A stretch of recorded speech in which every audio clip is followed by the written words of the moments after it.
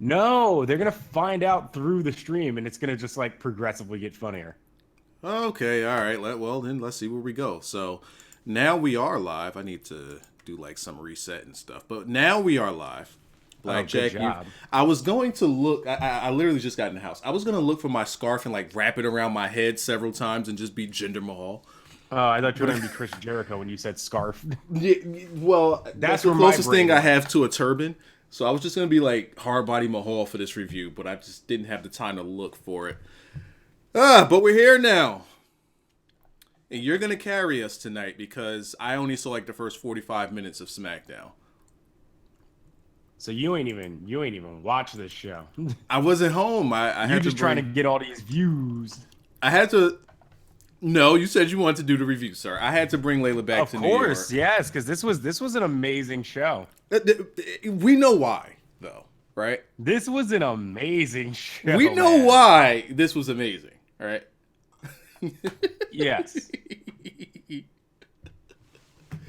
At some point, I could not believe my eyes when it actually happened. yes. But how it happened was actually really good, though. All right, see, that's where I kind of like, nah. Really?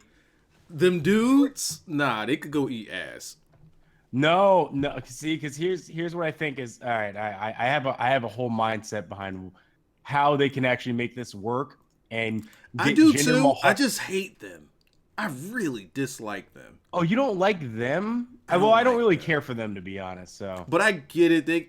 I get it, and I can see how it could work as well. I get it all. I just don't like them. that's I fine. don't. You don't have to like them. Nobody's asking you to like them. Yeah, but I'm pushing. Excuse me. I'm pushing for. Hold on. Give me a second. I gotta do stop stream. All right, stream BRB in 1 second to start Exception now, streaming. so. All right, now we should be back. Kind of messed up when I was setting this thing up. I was doing it so fast. All right, so now let me hit refresh and let's see how we looking. Okay, everything is good now. All right, cool. So I get it. I completely understand why they did it, why they introduced them to it. I get it. I don't understand why they did it yet. Well, before we I even don't get there, think Blackjack, that before we much- get there, there's praise that needs to be given out. Yeah. Okay. This, like, I need you to put over my understanding of WWE. I need you to put over my understanding of it. I get it.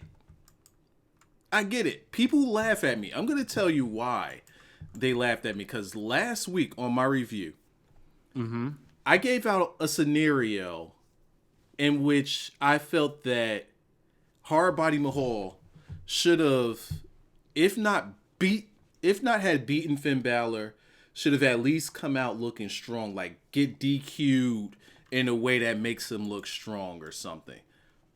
And I was very elaborate with my description of it, and I hated that I was saying this, right?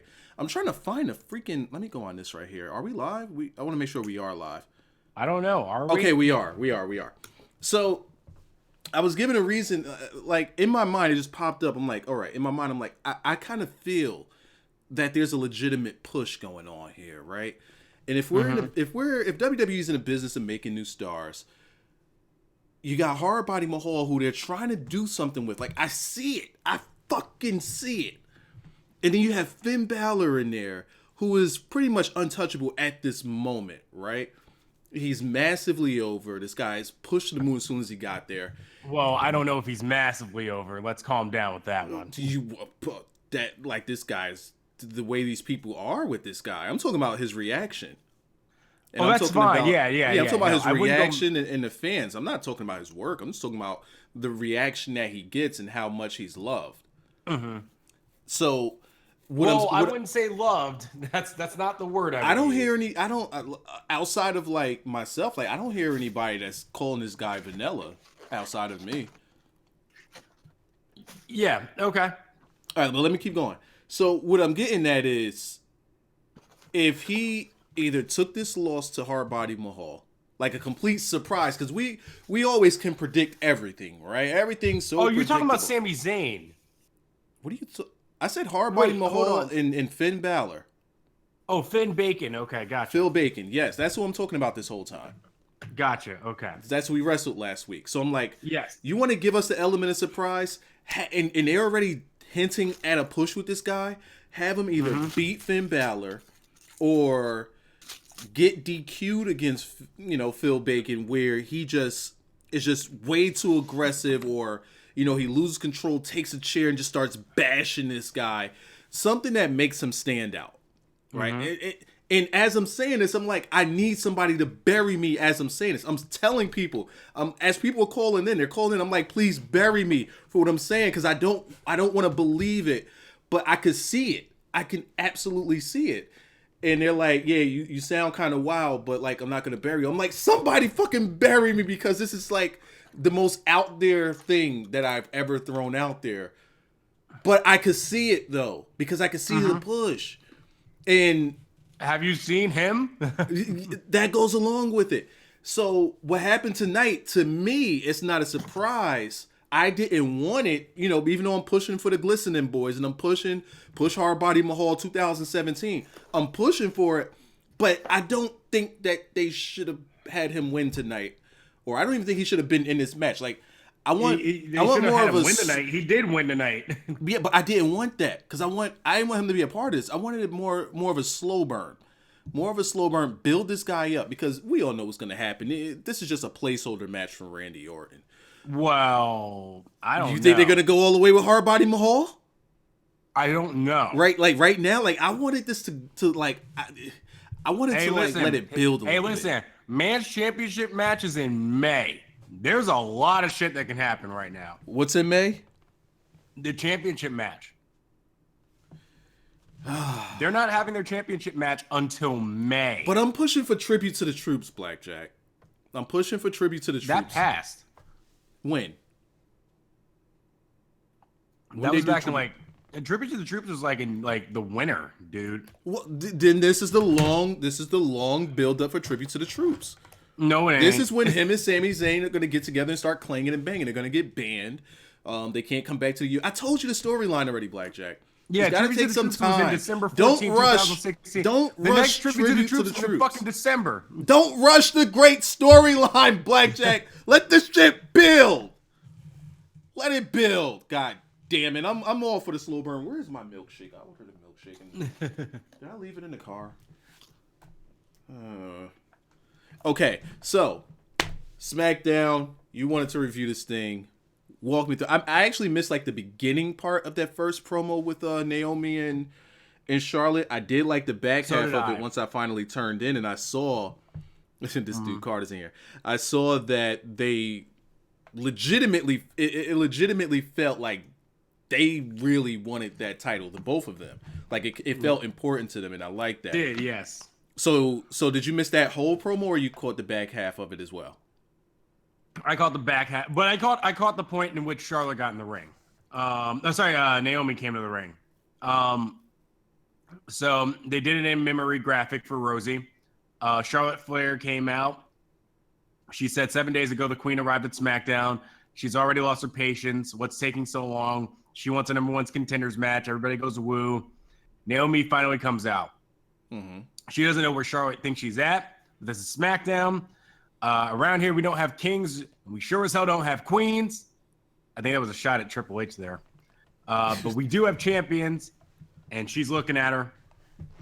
And my God, they just threw fucking strikes back and forth at each other. So you got that same feel that I had gotten, right? Oh, yeah. They were fighting over a championship tonight. Yeah. Shane came out, and like Shane's music hit in the middle of Charlotte taking a bump. Yo, she took a flat back bump from the apron. Yes, but like before she hit the ground, Shane's music hit. Here comes the mutt, and Charlotte's still taking this fucking bump. It's not over yet. All right. I was like, damn. Shane was like, yo, there's money here. Let me get out here real quick and make this match. You know, he should have came out and did the Shera shuffle. And then he says, all right, fine, Charlotte. You have to earn your opportunity. If you can beat Naomi, you become a number one contender. He wished them both of them luck, and then Charlotte came right back, started clobbering the shit out of Naomi. Yo, like, how did she get in that ring? Where'd that come from? I don't know. Like, she just appeared in the ring. She hovered. But let me say this real quick before you continue on. We will be doing call-ins on the back half of this. This will be a quicker review. Well, there's a Hard Body Mahal donation. Now, we're going to be doing the call-ins at the end of this thing. Sup, Wyza, I got you a shirt. I just need a P.O. box or something so I can ship it out to you. Yeah, you just dropped You got out like my crazy. email address, or you could tweet me. Oh, I had stopped talking because the donation thing was reading. Saying I got you in a second, but I want to continue to say this. If you want to do the call-ins, just join one of the voice chats in the Discord, and I will be pulling you guys in on the back half of the show. So instead of sending me a message, just join one of the voice channels, and I'll get you in. But yeah, go ahead. Damn, we didn't plug Twitters or anything. We just go right in with Hard Body Mahal. Yeah, we have to. So all right, we'll get there. Go ahead. So yeah,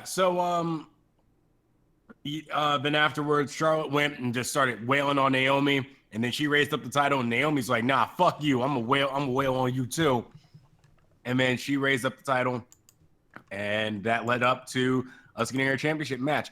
Which, by the way, I looked at the poll. I was talking about like SmackDown thumbs up or thumbs down. I gave it a thumbs up. I thought it was an okay show overall. As a wrestling show, there was nothing wrong that happened on SmackDown tonight. As a wrestling show, okay, it was actually a pretty damn good episode. Okay, people are mad at the decisions that they made, and while I don't agree with every decision that they made tonight, as a wrestling show, I watched every hour of it, every minute of it. So why would they be upset with the decisions that were made in this show? Like, give me some for example. So because Jinder Mahal won tonight. Gotta make new stars. Yeah, but it's like you have to make new stars. You have to. Oh no, Primo and Epico won tonight. Gotta make new stars. Okay, listen, I understand America Alpha needs anything right now because they're starting to die a little bit. But you can't bring back Primo and Epico with this new take a serious gimmick and not have them win. Gotta build new stars. Now here's the thing. This was something that you was reading on one of the polls. You was reading the comments or something. Mm-hmm. Okay. See, now here's my issue, right? Not saying these people in particular, but the widespread thought about wrestling is everything is, like I said before, everything predictable, status quo. We need surprises. We need different stuff. But when they give it to you, you don't like it. Yeah. You gotta try the shoe on before you say the shit don't fit. You just have to. This was actually a pleasant surprise tonight. Yeah, and then you gotta see where it goes. Now, I don't have all that much faith in the WWE. I see it as, all right, they're just, placeholders or whatever. But on that applies on Raw. On SmackDown, that's a whole different story. Because they'll put straps on whoever. Or they'll give whoever pushes. So they gave Bray Wyatt the title, and I was like, this motherfucker finally about to get his run, and that motherfucker dropped that belt the next month. I mean, look at what SmackDown has done for AJ Styles. Now, AJ Styles is a very extreme example because he's great. He, in my opinion, he's past Kenny Omega as the best wrestler in the world that, over the year. Because if you could go out there and do what you did with Shane and make that the best match on arguably the best match on WrestleMania 33. That was the best match on WrestleMania. Fuck the arguable part. I don't want to ruffle too many feathers, but you do it with Shane, like a 76-year-old Shane. Come on, bro. Come on. There's a thing as wrestling broomsticks, which Kenny Omega can do, but it's dog, the stage is different. And you're wrestling Shane, a guy that those punches, bro. Those punches, though. Yeah.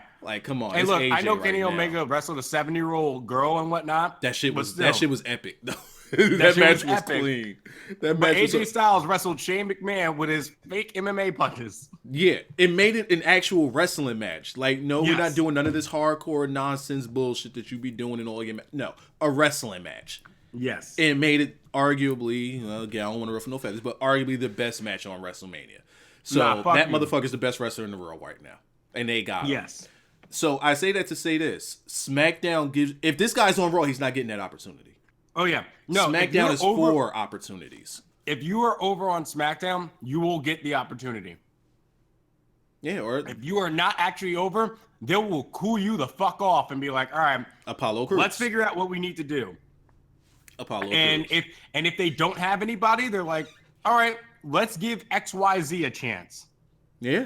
And tonight, XYZ was Jinder fucking Mahal. Sir. My balls. My bad. My balls. I was thinking about Jinder my balls. Jiggle my balls. My bad. Yes.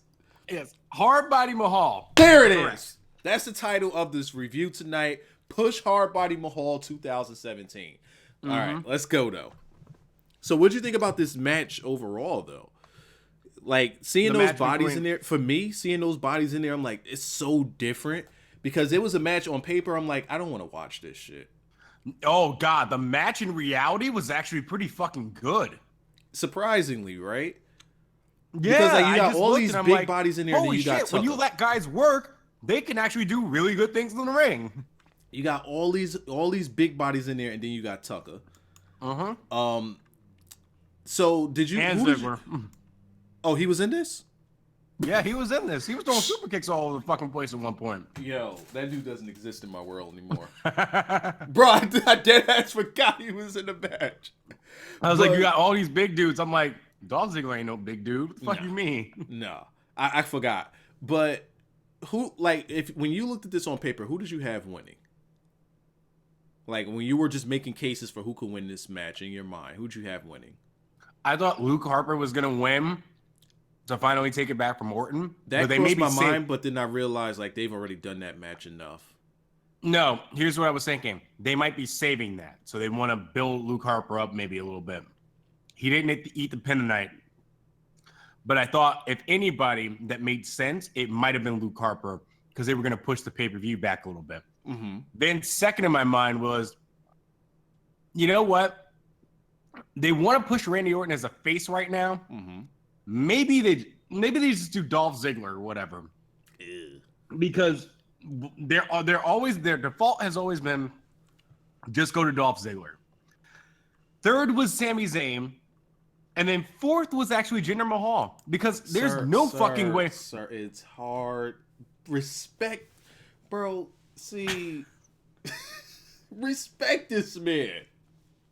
That dude be in the gym clanging and banging, and you're not gonna put respect on his name. Why? Because I still have to call him number one contender Jinder, Hard Body Mahal. Yeah. Now he put a moniker on him. He put an extra moniker on. Number one contender Jinder, Hard Body Mahal. God damn, good luck remembering all of that one. Get it. Oh, no. Get it trending right now on Twitter. Twitter. Whoa. Shit. I just combined two. Sir, whatever you've had tonight, I would like. It's Twitter now. It's Fuck you, it's Twitter now. Okay. Should I crack open one of these bottles too, sir? Hashtag number one contender Jinder. Hashtag Hard Body Mahal. Get it trending right now on Twitter. God, he was about to do it again.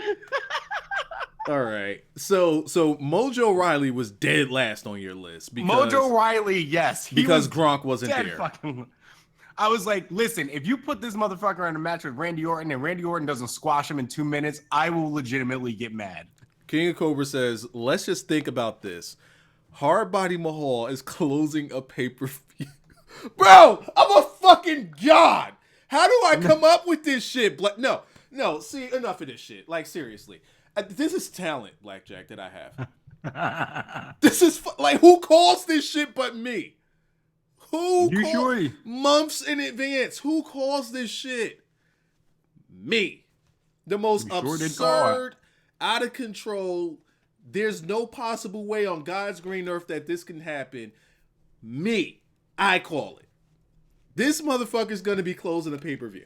Yo, but your boy Hardbody though, he looked good in this match, though. Bro, I said, bro. He threw a stiff ass forearm. He threw a stiff ass knee. I wish you was here during those past two reviews where I was saying this and people are just taking dumps, picking them up out the toilet and tossing them at me. Everybody, and I'm like, I'm trying to explain how I see this, and it was clear as day to me. Even the WrestleMania thing, like, I'm like, yo, all right, Strowman's not in. Hey, I look at who's in there. I'm like, Hardbody Mahal, Big Damo. Hey, listen. Bro, something's wrong with me. Number one contender, Jinder Hardbody Mahal. God damn it, he got that. That was so clean. Say it again. Number one contender, Jinder Hardbody Mahal, is a star. Jinder Mahal was a jobber with 3MB. Bro, that motherfucker needs to, like, I need to follow him so he could, like, put me over. Cause I help this guy. I help this motherfucker, bro. He's gonna put me over. Fuck that. He's putting me over tonight. He was the best. Mojo's probably gonna win like the U.S. title or some shit and be like, "Yeah, I'm America." And oh, did you see Talking Smack? Yes. Jinder Mahal, the American Dream. Mm-hmm. Bro. Yes. He's like, "Yes, I did it all by myself." And he's like, "Well, come on, bro. You had some. No, I did it all by myself." Yes. Well, we gave you the opportunity. He's like, "No, I earned the opportunity." Bro, he's like, he "Nah, called himself you won't get the this American Dream, Jinder Mahal. Mm-hmm. Wait, gimmick donation every day. It's just a short one. Every night for Hardbody Mahal, push brother, all the time. Thank you, Zach, and also thank you, C. Here's some money for Hard Body's push, brother. I'm trying to find him on Twitter. I have no idea what his Twitter is. At WWE. Jinder Mahal. Is it? Oh, Number right, one contender, Jinder. All right, let me type all of that in right there. That's what he should change his Tinder. His Tinder. His Oh my god, this guy's out of control tonight. He should change his Twitter to Contender Jinder.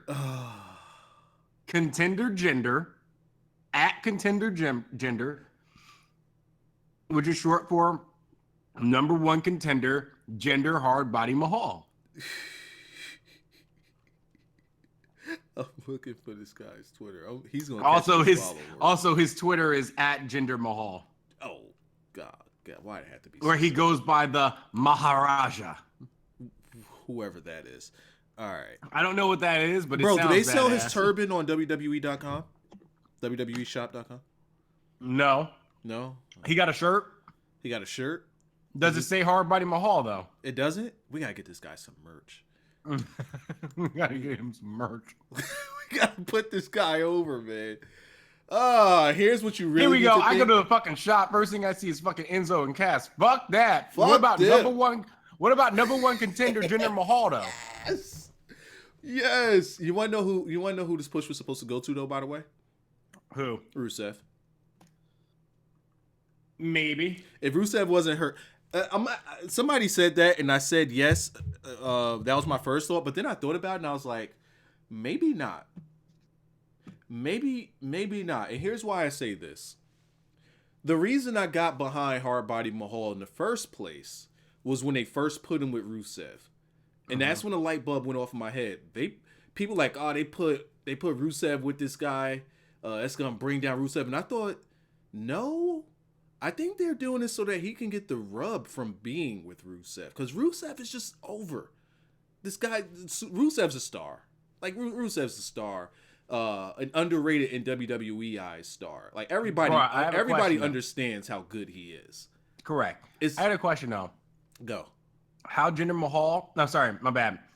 Number one contender Jinder Hardbody Mahal. Yes. How are we gonna be in the WWE shop and he ain't got no merch though? Bro, we gotta get his turban in there. You cannot have Hardbody Mahal shirt. Hey, listen, I appreciate you throwing my girl Alexa Bliss in there, giving her own section with a big ass picture and everything, but why is number one contender Jinder Mahal, Jinder Hardbody Mahal, there you go, not in here? This got to be fixed, bro. He's not being taken seriously. This needs to be fixed. This needs to be fixed. But I think now, before Rusev got hurt, now that I think about it, I think that they were going to be putting Hardbody Mahal in position to beat Rusev. Something's because they were aiming for a little feud there. Luckily, Rusev took a bump and got up out of there. He saw what was coming. He's like, "Nah, I'm gonna have shoulder surgery right quick. I'm not bowing down to this dude." But again, like I said, like you got to see the push coming. You got to see the thing. They put people in position for a reason. And, Okay, like, hold on. Go ahead. I made a joke on Twitter Okay, let's hear it. in which I said, we now live in a universe in which Jinder Mahal versus Shinsuke Nakamura for the WWE title is a possibility. On SummerSlam, SmackDown the SmackDown title match for the WWE title. What if we actually got Jinder Mahal versus fucking Rusev? I mean, the way that they're building this guy, you gotta let both of them be I'm great. interested. I would be interested after a while. You gotta let both of them be great. After a while, I would be interested because Rusev's You like gotta, Rusev's gonna get. Hey, listen. I'm just saying, you got number one contender Jinder Hardbody Mahal going up against babyface handsome Rusev for the WWE title at SummerSlam. I'm just saying, you can make some money there, bro. Live reactions, everything, bro. Like, bro, I'm going all the way in with that. I'm going all the way in with that. Let some shit like that happen, bro. I'm making money that night. Yeah. Oh, actually, no, I'm not because YouTube doesn't pay wrestling channels. Oh yeah. Yeah. Oh, god damn it. Well, I'll do it for the lulz. We'll do it for the lulz. God damn it, fucking number one contender, Jinder Hardbody Mahal. God damn it, man. Such a sexy name, this guy. Fuck. But again, I wasn't ready for him to get this opportunity. I wanted a little more of a slow burn, but damn. They just went all systems go behind the guy. Shit. Yeah. I mean, I want to see what happens because they've got pretty much a whole fucking month to build to this shit. Oh, they're going to build the fuck out of him. Who's he going to beat next? Man. It's going to be Who's fucking getting awesome. this work next? That's the question. Mm-hmm. Who's going to get beat? I wonder why they didn't have AJ Styles say anything about that title because last I heard, he still wanted his rematch on the Talking Smack before WrestleMania. He still wanted his number one shot, his singles number one He shot. did, and then all of a sudden, him and Shane shook hands. He's like, U.S. title seems kind of fun. Hey, I mean, we'll figure it out. Well, we won't, but we'll see where it goes. Do we move on from Hardbody Mahal or do we still pay more respects? What if we got number one contender Jinder Hardbody Mahal at some point versus AJ Styles? Oh, shit, bro. They have a 5-star match. But you know AJ can do it. When Hardbody Mahal won, what was your initial thought? Like, what did you think? Because I was on the toilet as it was happening. I had the TV up loud. I'm taking a massive, like, bro, this shit was massive, right? Okay. And like just water splashing all over the place. That's how massive it was, right? Like I probably should have did it in the toilet. Like this is Andre the Giant massive. But I hear it, and when I hear 1, 2, 3 Hardbody Mahal, I said, "Oh, this Twitter's gonna be fun. Twitter's gonna be fun. I need to just laugh at everybody that laughed at me. I just need to just laugh." And then I look at my Twitter, and I just saw all of the reaction I got. It just exploded. Like my Twitter exploded. I couldn't even make it to the homepage. I'm just laughing at everything. Like this.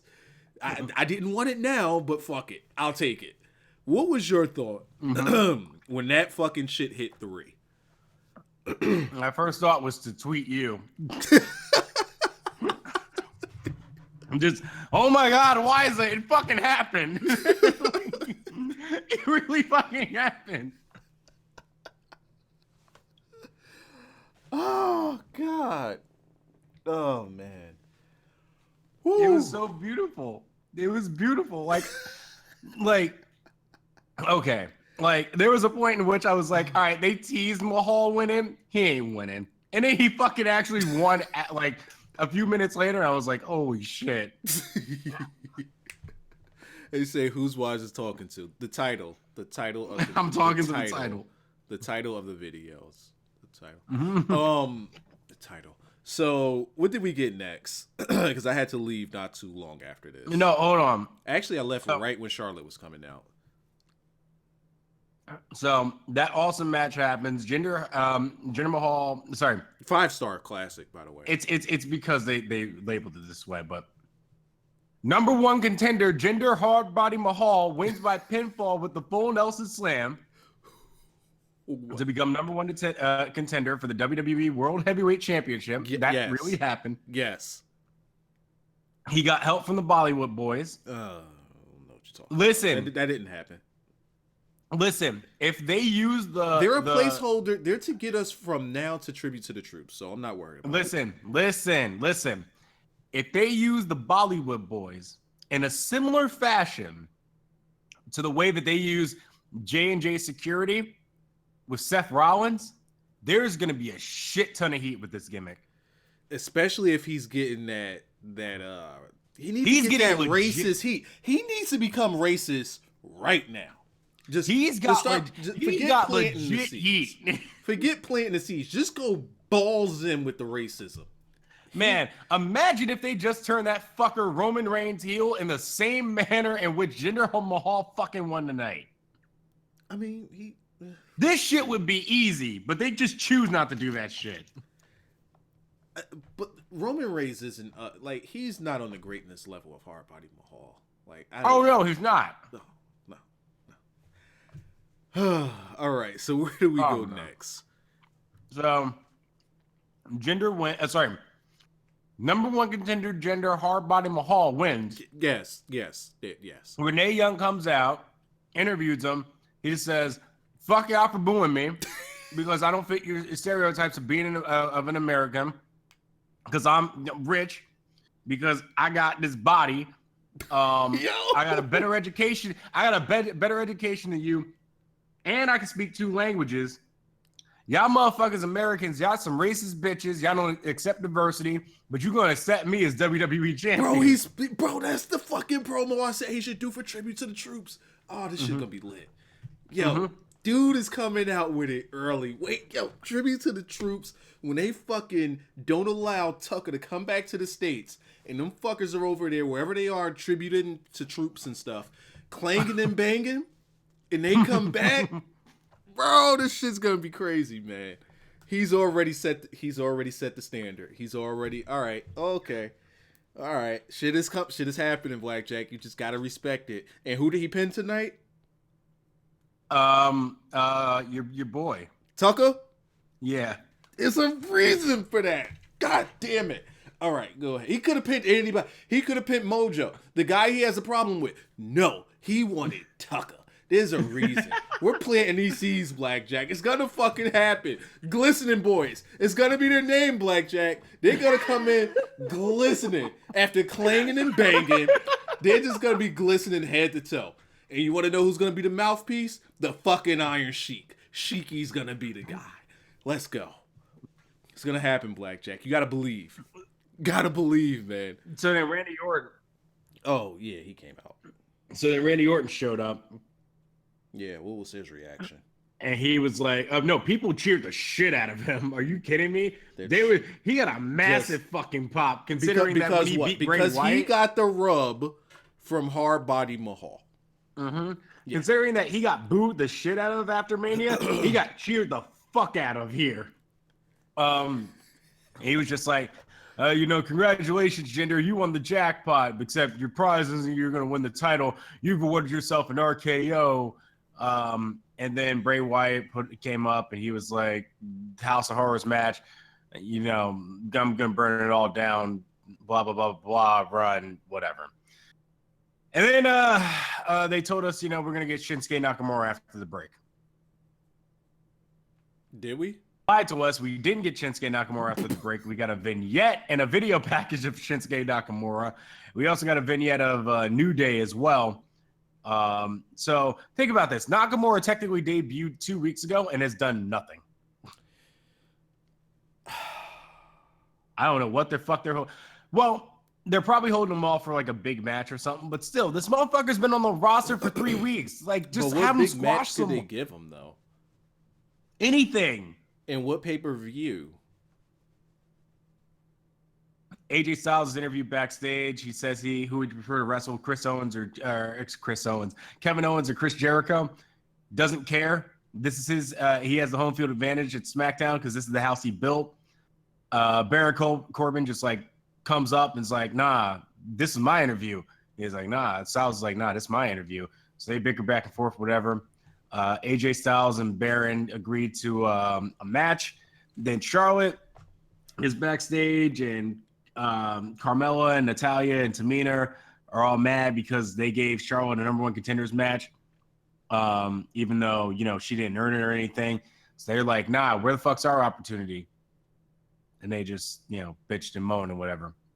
I think I know where they're going with this, though. I have a feeling Charlotte might be turning face.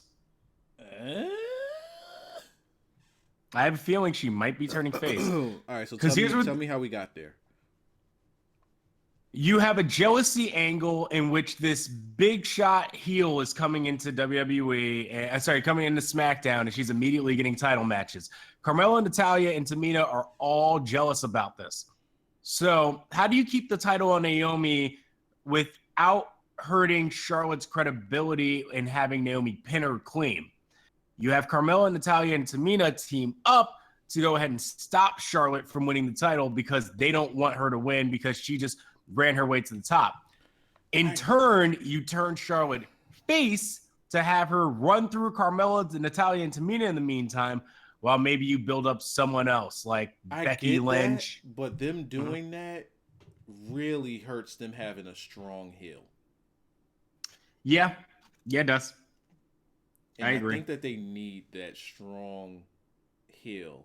There's got to be some other way they could go with this. Maybe let's let this one uncover itself for a couple more weeks, because I don't know. I didn't put any thought into it at all. So I'm just interested to see where this. I mean, because in my head, I like to play out where things are going, and it's not necessarily like they have to do things my way. It's just it's just spitballing ideas. And it's just like I can see them doing this, right? Just considering with what they just set up, I can see them doing X, Y, Z. Yeah, just like, you know, people could see the push of Hardbody Mahal coming a mile away. So, so if they turn their face, then fuck, you called it. Now, is that the match that we got right next, right? Because they went to commercial break, then they came out. Is that what happened? Is what happened next? Was their match next? Yeah, Charlotte and Naomi. Okay, so this is when I left. They actually had a decent match altogether. Was there fire in this match? Did it feel like, you know, probably not, but did it feel like this was important to them, or was it, what type of match? Yeah, no, it did. People were decently behind this match. A lot of chops from Charlotte in the match. The finish was I think Naomi tried to do, I don't know. I think Charlotte tried to do a wheelbarrow stunner. And then Naomi came off the apron, kicked Charlotte in the face with a roundhouse kick, did a diving crossbody, but Charlotte ends up catching her. Fireman's carry. But then I think Charlotte hit her with a big boot. Naomi hit Charlotte with a big boot. Naomi then tries to go with the rear view. Charlotte kicks her to stop it, and then hits natural selection to become the number 1 contender. Okay, so like we have some back and forth. Now here's my question to you. Mm-hmm. Naomi wins next week, right? I don't know. You don't know? I didn't see this match, so I'll preface it by saying that, but I think Naomi wins. Like, I think she has to. I think Naomi wins, but it's because of the jealousy of the other people. And also, seeing Naomi in that promo earlier, she felt like more of a champion in the face of Charlotte than she has, like, since she's been champion. Like Yes. she just like looked like, you know, Charlotte's a real challenge. No, fuck you. I'm a champion. yeah, it just looked good, you know. Like if we had Becky there, Becky would probably be like laughing or joking or making some silly ass jokes or something. And we didn't get that with Naomi, and we're not getting that with. We're definitely not going to get that with Charlotte. I think that's the thing that helps. Mm-hmm. Speaking of Becky, where was she tonight? Did she show up? No, nowhere to be found. All right, good. So we got this match, and you said it was a pretty good one, and with Charlotte winning natural selection. Now it said something about you said something. I don't know if you said something, but I was reading it a little bit. Where the other women were they around, or what they have to do with this? What did who have to do with this? The other women, the other three women, because it said They were said that backstage. she gave. They were backstage mad that like, oh, Charlotte just rolled up in here and she just gets a number one contenders match. We've been here the whole time. Why don't we get one? Why didn't you make a match between all of us? We got to go and have an opportunity to go up against her. Because you ain't asked. Well, to be fair, Charlotte didn't ask either. Shane just came out and gave it to her. So they have that argument there. Let me ask you this question, because I tweeted about this earlier. SmackDown's way, or WWE's way of making these number one contenders, is having these gimmick-ass matches all the time to get a number one contender. And in my thought, as it's been forever, and a lot of other people's thought as well, is why not just make a freaking power ranking system? Like, it's the easiest booking. Like, that's how you create storylines. The power lines, the power ranking system, it writes itself. It's so fucking easy, but they put these silly ass gimmick matches together. Let's have a 6-pack challenge, a fatal 4-way, triple threat. Hold on. Like, why? To be fair, yes, be fair. a 6-pack challenge in this instant makes sense because you just changed your roster. Right. In this sense, it makes sense. In other senses, no. So that's where we stop being fair, right? Because you said to be fair, so we stop being fair, like at that, right? And now we bury it. Yeah. Because I'm just like, oh, well, here's the other problem with the 6-pack challenge tonight. Have a 6-pack challenge for the number one contendership for the WWE title and not have AJ Styles. True. How was Baron Corbin not in it? Baron Corbin should have been in it, but I understand why they didn't put him in there. Because I think they want to build I understand the reasoning why. I think they want to build their mid card through Baron Corbin and really have him work his way up. Yeah. That's what I see them doing with him. Let me say, you know what's hilarious about that? They should have done that with Roman Reigns and he would have gotten over. So now they're going to do that with Baron Corbin, and Baron Corbin's going to get over by accident. Let me say this on how they could have used a power ranking system and still had Charlotte become a number one contender tonight. She comes in last week, no matches, right? She comes in, and now they have a power ranking system already established. These women are already, they've already been there. Tamina's at the back of the line. Charlotte's at the back of the line. Everybody else, since they've been on SmackDown, they've already worked their way through it. They already have their positions. Charlotte comes in. She's the queen.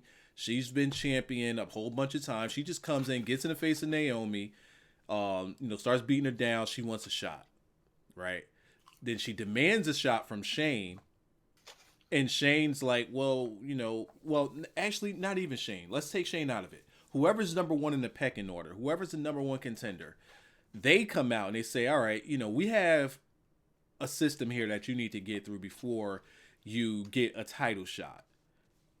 Whatever you've done on Raw, that stays on Raw. That has nothing to do with what we do here. You got to earn your way up. And Charlotte's just like, well, how about I just challenge you? Just skip the whole line. How about I just challenge you for your fucking spot? And then it's the same thing, but it's at least respecting the order. She just jumps the line because she's a queen, the whole queen. It plays into her character, but she does. She still earns it because she beat the number one person on that ladder. Not, I beat your champion. No, you keep your fucking champion strong by not getting beat. Have her beat the number one. The only thing I didn't like about this booking was that she had to beat Naomi to become number one contender. Yeah. It's so this stuff writes itself. It writes itself. Power rankings is such an easy way to book stuff. Go ahead. I think I lost. Or you was in the middle of burping. Go ahead. Yeah. Here's my mindset about champions and number one contenders.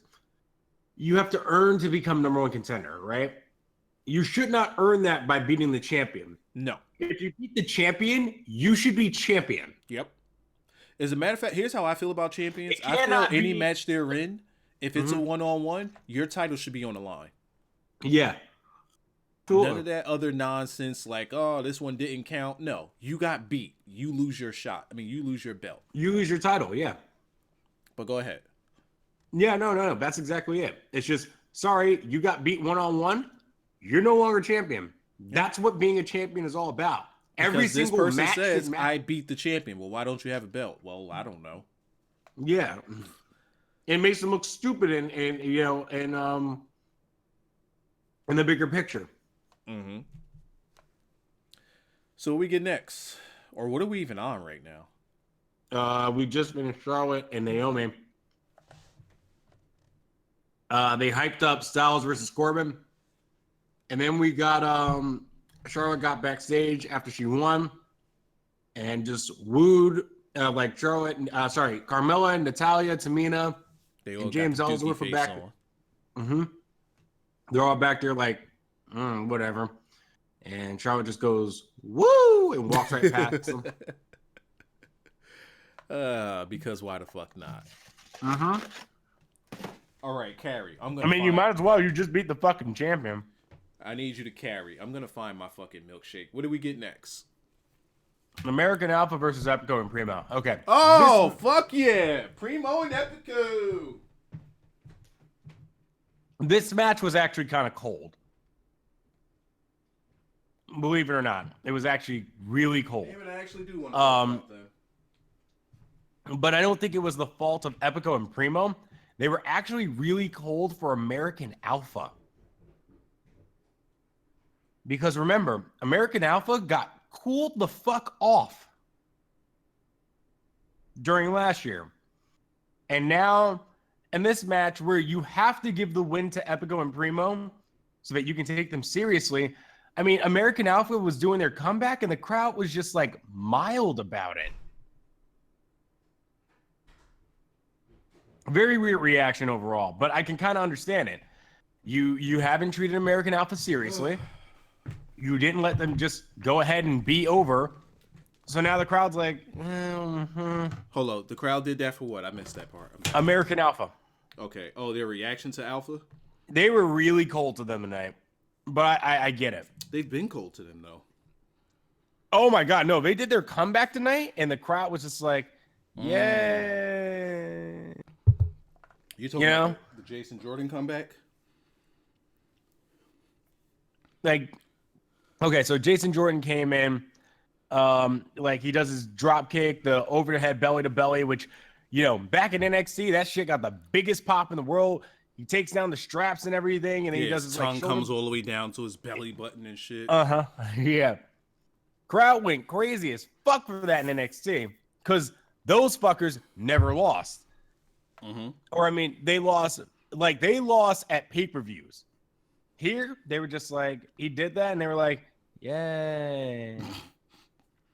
Lukewarm Jones. Okay. This is bad for American Alpha. They need to go on a streak and fast. So what kind? Are you like a winning because streak? they actually I are. think that they need to be humbled. That's how I feel about them. Huh? Because they came in winning, right? And then they won the titles in a way that just did. Them winning those titles didn't help them get over because there was no chase for it. Right. Because if you remember, the Usos was the obstacle for them. Yeah, and I was okay with at the time if you just put the titles on the Usos and then they chased the Usos and actually got over based on that. Backwards. That didn't happen. Instead, they did it reverse. And they took the titles off a team that nobody really understood or cared about, which was the Wyatts.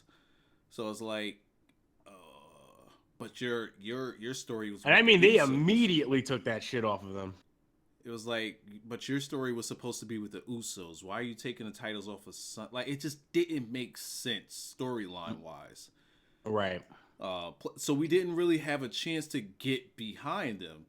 You know, Usos busted those dudes up. You know, put Gable on the injury table for a couple of months, or what was it, a couple of weeks, couple of months, whatever. And I feel like we never got the payoff to that story. You know, and then once they won American Alphas won the titles, then they just, you know, on SmackDown, they just have like, all right, let's have some regular matches, but we're not going to tell this story that we had. Like, it just, the timeline of it was so out of whack. And that will take people away from how they feel about the team. Plus, their promo, man, they're, Yeah. They're just missing. I say you got to get a mouthpiece with those guys or something. I don't know. It would have been great if they would have had them on Raw and put Kurt Angle with them, but they didn't do it. You know what? Turn them fucking heel. Turn them heel, and then here's what you do: you turn them heel, right? But you get to the point where eventually the people don't want to boo Jason Jordan. And they don't want to boo Chad Gable. I mean, that's what I meant. I'm sorry. Get them to the point where they don't want to boo Chad Gable anymore. And Jason Jordan is a guy. You start planting the seeds for the split or something. But like, you gotta like get them some heat first.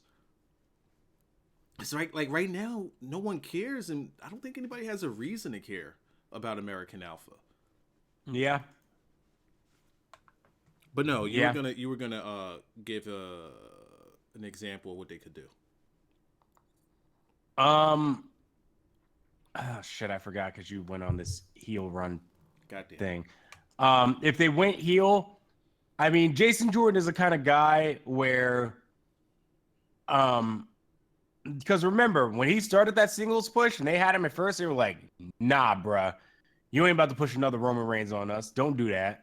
You keep taking shots. But they started him as a tag team, and then they gave us a reason to kind of care about Jordan, and they had this personality thing with Gable, and it helped bring out Jason Jordan's personality, and then people got behind him. Mm-hmm. So no, my whole idea was that Chad Gable is the one you don't want to boo. Right. Jason Jordan is the kind of guy I think you can get booed, but Jordan's a little different than Roman. And I think Jordan's the kind of guy that if you wanted him to be heel, he could be heel. But if you wanted him to be face and you did it right, he can actually be face. And by the way, Jason Jordan is the one who took the fucking pin tonight. What they got to do with anything? Out of curiosity. Yeah, didn't see that shit coming, did you? No, he's been taking some pins. Oh, yeah. I think their last. Because I remember in NXT specifically. Well, actually, I don't know. I actually don't know now. No, I was gonna say it was Gable that would take the L's.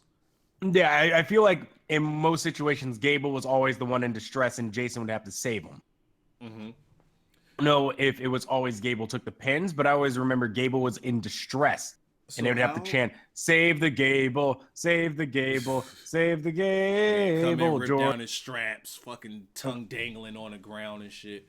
So how did the Colognes look in this match? I think they looked fine.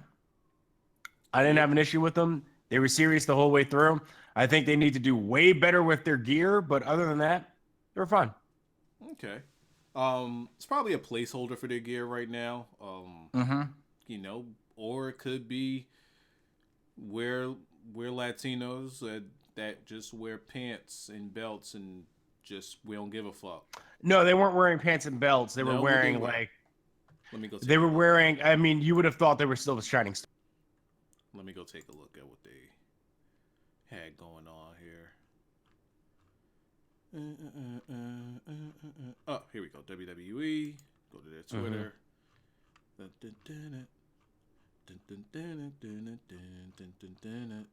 Still scrolling. I mean, outside of them not wearing like Hawaiian or like those vacation open button T-shirts or whatever, or shirts or whatever, you would have just looked at them and been like, this isn't Primo and Epico Cologne. This is just Primo and Epico of Shining Stars. I'm kind of upset that they got the opportunity to talk on Talking Smack and they didn't bring up the silly gimmicks that they've had. I'm kind of glad they didn't. The reason I say I that know is why. because, I know like, why I you're want them saying to that. bury it. Yeah. But go ahead. Why do you think that it's good that they didn't bring those up? You kind of want that stench off of you, you know? Like, I understand the idea of, like, don't pretend like that didn't happen, but at the same Which is time, a I'm like, WWE thing. right. But sometimes you just want the stench off of you for certain things. This is one of those things I make an exception for. Where, like, you want these people to be taken seriously, so don't bring up the fact that you were travel agents. You know what I mean? That's something you just kind of want to let be in the past. It's the same way that, like, Jinder Mahal doesn't bring up that he was in 3M fucking B. Let that shit slide. Just, I think nah, you I'm should, hard body. though. Like, all right, I came in here and, people slated me as a joke. They put me in 3MB, had me wrestle midgets. That's not me. That's not Jinder Mahal. I'm the American Dream. Bruh, imagine. I just thought about this. Hold on. Imagine when Drew McIntyre makes it back up to the main roster. And all three of these fuckers came from a 3MB gimmick, got themselves over in some way, shape, or form finally. Yeah. Mahal got in fucking shape, had kids, and McIntyre He's had kids. he had kids. That's how he got himself over, is by having kids. And then McIntyre went to a completely different fucking company, became their world champion, and then they're like, oh shit, he's great. Let's bring him back. Because this should tell These WWE three fuckers how got much themselves they over in so many different ways. It's kind of awesome. This should legitimately tell WWE, like, all right, we don't know how to book people. If these fuckers could go to the smallest places and get themselves massively over, what the fuck are we doing wrong?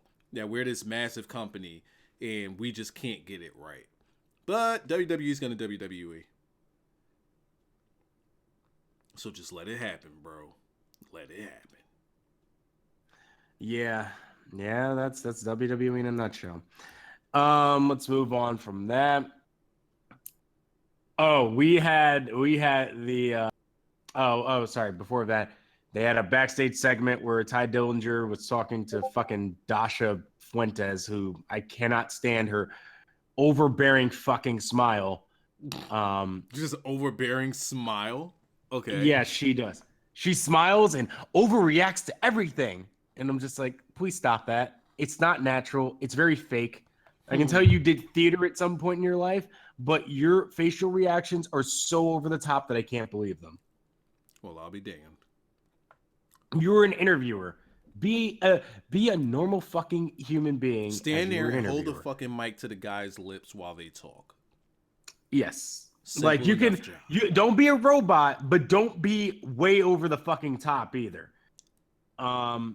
So Ty Dillinger's just like, that she asked him about like the fans' response to him, and he's just like, it's great that their voices are heard. And he has a whole bunch of things that can explain why why the fans like him, but he's just like, here's this video package. So they show a video package of him, and he's just like, that's why they call me the perfect 10. I'm like, this was bad. This was actually kind of bad. So the video package was bad, or how they capitalized? Oh, no. The video package was fine. It was just Ty Dillinger had to rely on a video package to explain why he's great and why people love him. Oh, so they didn't let him get himself over there.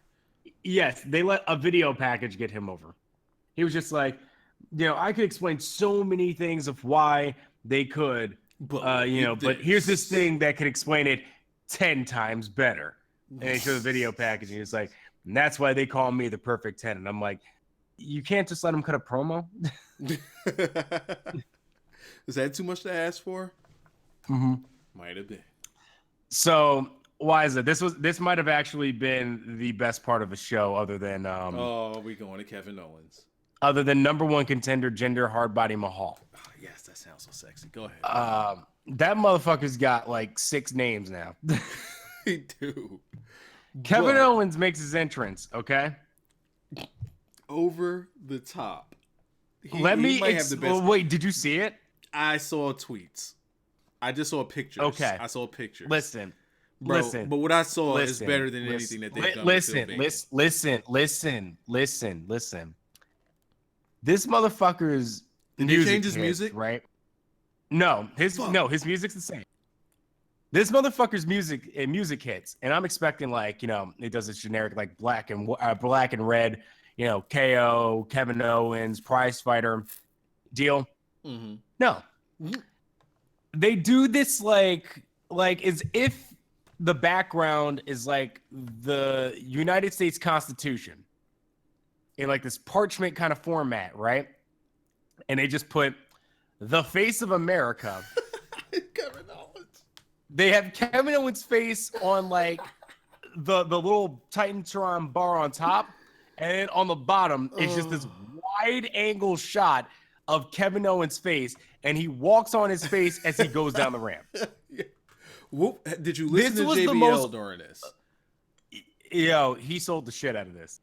The reason I mentioned JBL is because of how much they pushed him with that U.S. title. That's why I asked if they changed his music, because if you remember the Wall Street music that JBL had, Ding ding ding ding ding ding ding. it didn't match the whole American thing that he had going on.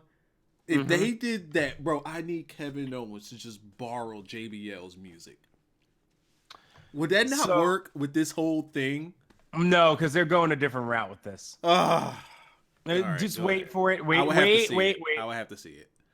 So Kevin Owens finally comes down, and fucking Greg, the announcer guy, goes like, introducing for, and Kevin Owens' music is still playing at this, and I was just like, why haven't they cut off his music yet? So they go, so he's introducing first. He's in the ring already, right? Yeah. And Greg's already talking. He's like, introducing first. He is the United States champion, and he just grabs the mic from Greg, and he's just like, you're terrible at your job. Get out the ring. Let me do it. His music still playing?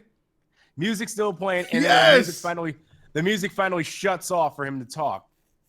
And he goes like, introducing your United States champion, the face of America from Montreal, Quebec, Canada. Like Kevin Owens. And he walks over to his I just thought of something else that would have put it even more over the top. And he said, coming from Quebec, Canada. You said Quebec, right? Or did you say Montreal? Yeah, or Maryville is where he's really from. Yeah, Quebec, Canada. Coming from Gimmick, Canada. Canada. You gotta say it the second time. You gotta give him the fucking Mr. Kennedy. I gave him the Mr. Kennedy, yes. You gotta say it twice just to like really let it dig in. That would be like, would you not pop if that happened? And so, it'd be a little funny, but you don't want to get a pop here for Kevin. He actually got booed the shit out of during this entire thing. It was awesome. No, we would pop for it, but the crowd probably would have. Wait, hold on. Then he's like, "Who is this guy across from me?" And he just goes and he gets the mic. And so he goes over to him. He's like, "What's your name?" And puts the mic in his face. And he's just like, My name is Gary Gandy. He gave him this really generic fucking name, and the crowd's just like, whatever. And he's like, from Louisville, Kentucky, and the crowd popped like crazy for that shit. Where were they tonight? Louisville, Kentucky. Oh, well, there you go. I'm pretty sure this guy is like a world champion in Chikara or some shit like that. No, not this guy. This guy was not. I looked at this guy and I'm like, what street did they pick this guy up? But let's be real. Only Lorcan looks like that too. No, that motherfucker got abs and shit. All right, this motherfucker. Orny Lorcan got the crackhead abs. You know, I ain't eat nothing in 5 years, so I got these abs because ain't no meat on me. See, now I gotta go look to see what this guy look like. Gary Gandy? I gotta find this guy. I got the Kevin Owens. Hard body Gary Gandy. Oh God. All right, you know who he looks like? Just from this one image that they have here, and it's probably because of his shorts. He had a nice gut going on. Like, just it's a far away image, so I can't really see his face. He looks like Kid Cash. But he looks like Kid Cash. But now that I see like he got the gimmicks on his pants, it's like more so like those strand things or whatever. The Marty Jannetty pants. Okay. Let's see what else we got here. Oh, those are the Yoni pictures. Everything else is Kevin Owens. Okay, fair enough. Yeah, but I gotta like really see this guy. They ain't got no video because this is straight jobber material. They're not even gonna put over his Twitter. Let's see. Did they put over his Twitter? You're telling me that guy's a champion?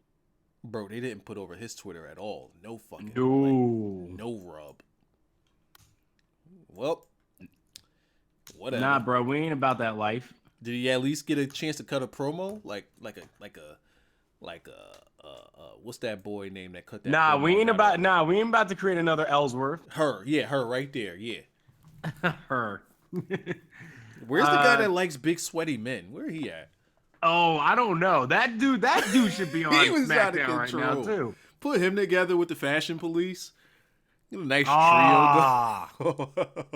So, Kevin Owens just boots him, throws like hammer blows at him, stomps him in the corner, punches him, pop-up powerbomb, match is over. I think the Fashion Police will get over big time in NXT. Yeah.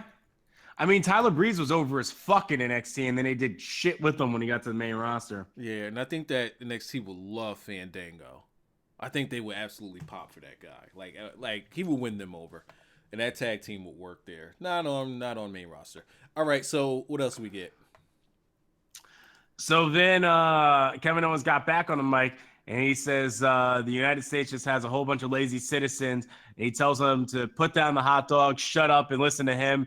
As long as he's the United States champion. Oh, sorry. He specifically started saying, I am the United States of America champion.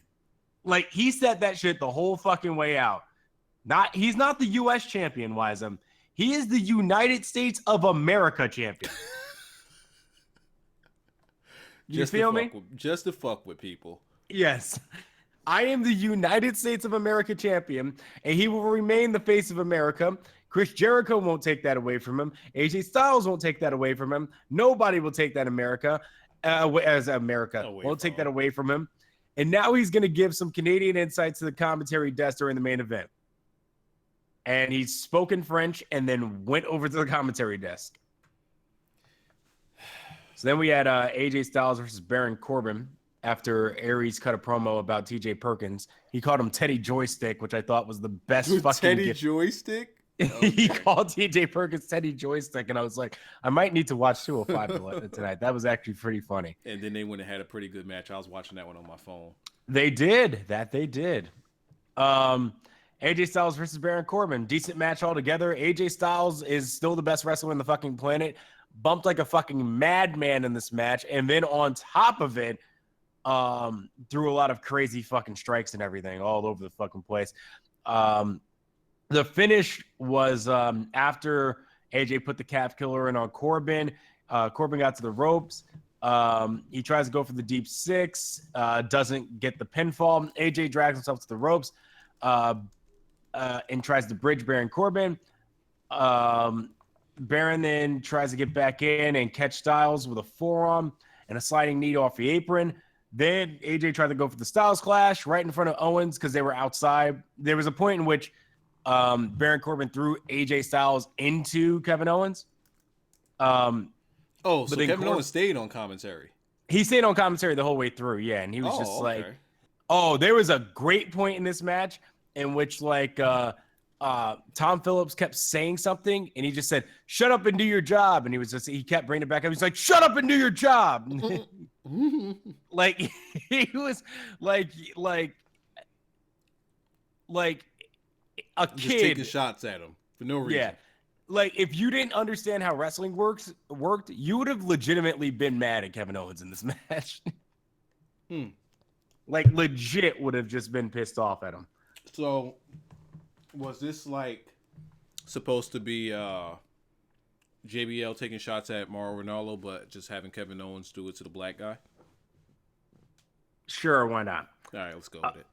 So then He was bullying. Styles tried to That's go. what I mean. He was bullying. Yes, he was JBL is what you were trying to go for. Yeah, I didn't say that. No, you said JBL Mauro the black Ranallo. guy and Mauro Ranallo. I said JBL and Mauro Ranallo, but instead No, you it's didn't say I said, but JBL. instead it's Kevin Owens and the black guy. No, it's Kevin Owens and the white guy actually. Wasn't he bullying Byron Saxton? No, he was specifically yelling at Tom Phillips. Oh, okay. Well, all right. Substituting Tom Phillips then instead of the black guy. Because that's why I just looked at the thing. I looked at it in the chat. It said the black commentator always gets buried. So I thought he was talking about the black guy. Well, I mean, Byron Saxton gets buried all the fucking time. It doesn't matter who to. But Right. Kevin Owens was specifically burying fucking Tom Phillips. Okay. So Styles tried to go for the Styles Clash in front of Owens, but Corbin backdropped AJ into Kevin Owens. Tried to go for the end of days. AJ slipped out, hit an enziguri. Mike Chioda's counting for the count out. Styles goes and hits a jumping forearm that knocks Corbin into the crowd. Styles gets back in the ring, wins by count out. And then Styles celebrated. It was a really good match, though. Styles celebrated. Owens was just mad, and then the show went off the air. So that count out, did it feel anticlimactic or did it feel like it worked? It felt a little anticlimactic, but I mean, he forearmed the shit out of a dude into the crowd. So I'll take it. Into the crowd, all right. Yeah, it wasn't like, I mean, that forearm was fucking awesome. So I was okay with it. It didn't feel cheap, but it still felt like, I understand you wanted to protect Baron Corbin, and that's why you did that. But, you really would prefer a finish if you could get it. But, I mean, in that case, hey, AJ actually forearmed the fucking shit out of him. So, and he did it and knocked him out of bounds, too. Not out of bounds, but into the crowd. So I'm okay with that one. And we know your overall thoughts on the fuck is this? Yeah, we know your overall thoughts on SmackDown. Do we go to the calls? Yeah, sure. Sure. All right, so I have one lined up, but I know somebody else wanted to call in. So I'm gonna say it again. Anybody that want to do call-ins, Discord. Oh shit, it's actually not. The Discord link isn't in the chat, but you guys already have the Discord link. Just join one of the voice channels, and I'll be able to drag you guys into it. First, while I prepare... Oh, got the wrong keyboard. Where's my other keyboard? Prepare the first call so that he's ready, because he told me to send him a message when we're ready to start pulling people in. There we go. So you said you saw 205 Live. The only thing I saw was the Aries match. What did we get before that? Just a quick overview of stuff. Oh, shit. I gotta think. Oh, Akira Tozawa versus... No. Yeah. Akira Tozawa versus... What's that man's name? Not Drew Gulak. No, Tony Nese. There we go. Ugh. Tony Nese gotta go. Hey, but Akira Tozawa was pretty great. Yeah, he's good, but Tony Nese, bro, that dude is a drag. He's just like, I've got abs. I don't have a personality, but I got abs. I'm a superior athlete. Holy shit. What could they do with him? Anything other than what they're doing right now. I at least like what they're trying to do with Gulak. Because I saw that. They got him parading around. Bruh, he came out with the no-fly zone. I do like that. We also had got something with I can't even say it. With Rich Homie Swan. Yeah. What happened? No. He didn't do that with Rich Swan. He did that with somebody else. No, I'm saying we got a Rich Homie Swan segment. Oh, yeah. Oh, yeah, with the Alicia Fox. Did he say it? By the way, I hated that segment for so many reasons, by the way. All right, but before you hated it, did he do it, though? Oh, he came out with my girlfriend, Alicia Fox. Yes. Yes, I got to go back and watch it. Did he OD with it, or it was just like a casual fall? I don't think it was an OD one. It was just a normal one, I think. Vince probably wasn't there. All right, covered all bases. Let's get Boss and HD first. We're gonna start with Boss. Boss, you're right here. We gotta hold on. We do need to. Oh, sorry. All right, fine. Let him go. You said we do need to. Well, actually, I didn't get him in.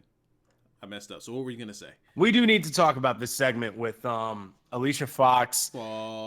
All right. Fucking What you got? Noam Dar and Rich Swann. So Rich Swann comes out. And this segment was disgusting for a lot of reasons because, and you'll probably understand why when I tell you the story of what happened. So Rich Swann comes out and he talks about, like Alicia Fox, like, I want you or whatever, blah, blah, blah, blah, blah. And then Noam Dar comes out and but he's just a like, week ago, you wanted to put powder in her face from your okay, go ahead. He's just like, hey, Rich, blah, blah, blah, blah. I don't like you coming between me and my girlfriend or whatever. And then Alicia Fox comes out. And she's like talking about Noam Dar and like, like he's cute or attractive or whatever. But he's just like, I've just been using you this whole time, like, because you got me gifts or whatever. But yeah, we're through. Yeah, it's done. Goodbye, bye-bye. And then like the crowd chanted, nah, nah, nah, nah, and whatever at him. Who Alicia Fox said that to who? To Noam Dar. Wow. That she's been using him this whole time. And the crowd chanted, nah, nah, nah at him. But and using him for what? To get gifts. But he wasn't always giving her anything. I know. She was just using them. I don't know. Okay. She was just using him. That's what she said. She was using him. So hold on. No, I'm not. You haven't even got disgusting yet. Okay. So after they do all that, Noam Dar leaves and he's pissed off because, obviously, that happened. And then Alicia's just like, Rich Ron's like, yeah, I'm gonna give you what you deserve. And Alicia's I'm gonna give you this dick. Go ahead. Yeah, Alicia's just like, yeah, I'm ready. And she goes and like she tries to kiss him or whatever. And Rich Swan's just like, no, hold on. He's like, yeah, I'm gonna give you what you deserve. You remember my friend? You remember Cedric Alexander? Cedric Alexander is a close friend of mine's, and I remember what you did to him. And I'm going to give you what you deserve because, you're a woman, what we call women like you or whatever. Oh, yeah. And he's just like, I'm not going to say it, but the crowd's chanting ho in the background the whole time. Mm-hmm. So they're calling Alicia Fox a ho. And he's just like, I'm not going to say it because my mama taught me better than this. But hold on, wait. Hold up. Before you continue on, I got some music I want to play under you. Under you. All right. Okay, now you can talk. just let it. You just know. Go ahead. Well, I can't even hear it anyway. So you're not going to, but they hear it. Okay. It's Ludacris' whole song. Go ahead. Wow. So they're calling Alicia Fox a hoe, and he's just like, yeah, I'm gonna give you what you deserve. You remember what you did to my friend Cedric Alexander, and he tried to do all these nice things for you, and you didn't do it. Well, you know what? I would call like my mama taught me better, so I'm not gonna call you that or whatever. But the joke is that I didn't want you anyway because you a hoe pretty much. Well, he didn't call her a hoe, but it's just like, yeah, haha, and then just leaves. And so Alicia Fox is single, and people just laugh at her or whatever, and she's just like, being single is better anyway. And the crowd just chants, what? Well, you know what? Actually, Alicia Fox. Do you want to now tell me that Grand Metatala Lick came out and now he's with her? No. No, Alicia Fox then goes like, that's fine, I'm single. You know what? Actually, I forgot about this part of the segment because Alicia Fox actually saved this shit. Oh, okay. So it was Alicia Fox became great at this moment. Alicia Fox is like, that's fine. I like being single. Being single is better. And the crowd's just chanting, what? And she's like, don't you what me? What? And she's just going back and forth with the what chant. And I can't remember. She said something like really quippy, like it was really smart. And like she said, what does what even mean? Like, what does that even mean? And they're just like, what? She's just going back and forth with them the whole time. And then she tries to lure them into saying what, and they're kind of late on it. And she's like, you guys weren't even like on time with that one. And she's like, "You want to see me snap? What? Say what one more time and I'll snap. What?" And she's like, "Ah!" And she's like, "You're ready to go crazy." Alicia Fox. So man. is Alicia Fox a wrestler on 205 Live or like? I don't know. When is her deal? When is Alicia Fox gonna win the 205? The Cruiserweight championship? She's carrying a division on her back. Yes. She needs to just go on ahead and get with Neville to become the She's queen of the carried a feud with Cruiserweights. 4 guys. She needs to become the queen of the Cruiserweight. They're passing her around like, you know what? Alicia Fox is the mid-card title on the 205 Live.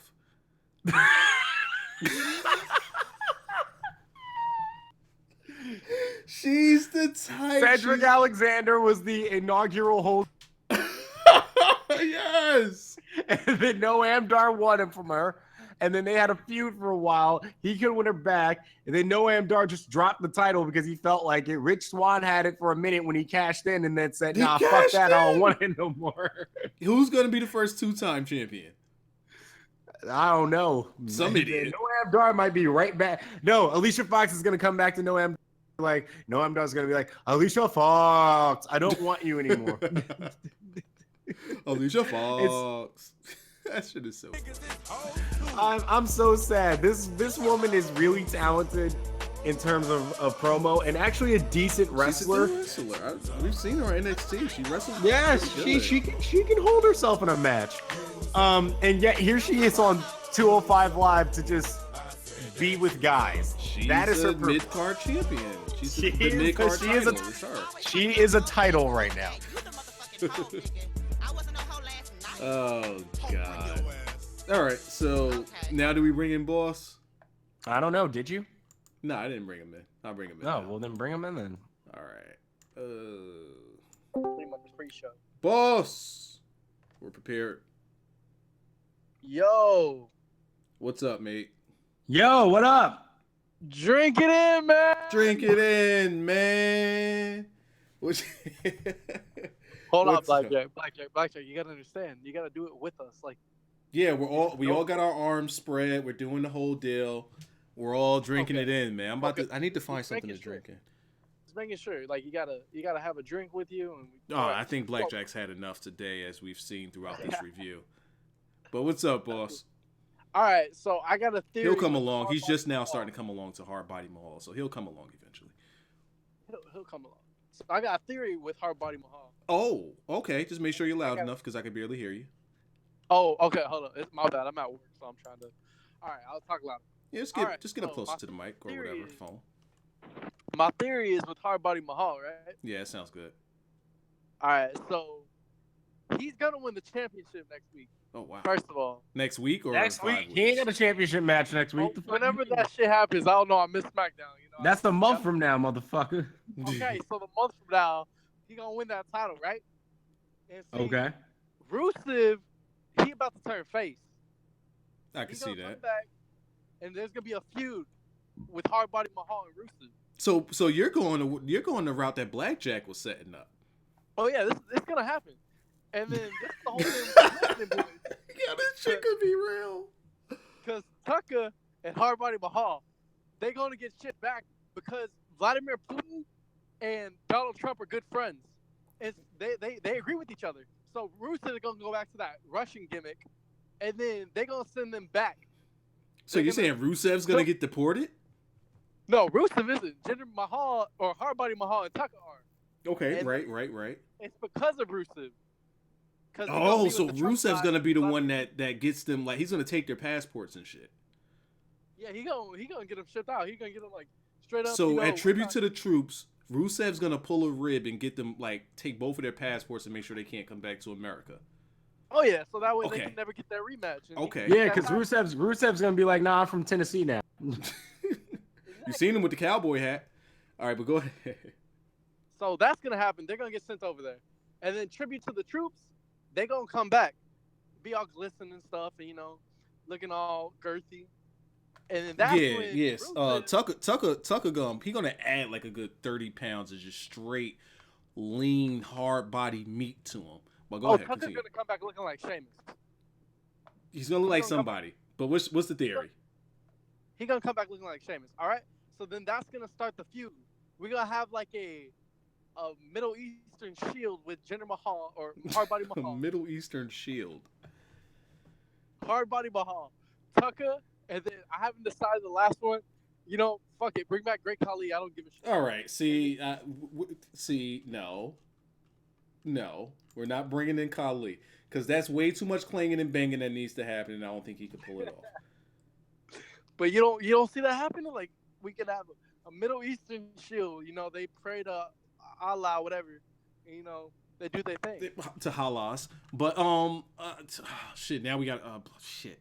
Who else do we put in it? Do we go with Cruz? But Cruz is on the other show. It's not good enough. Fuck. Yeah, Apollo's not in this. Maybe Who on like, SmackDown could we put in there? I feel like we can get like you know what?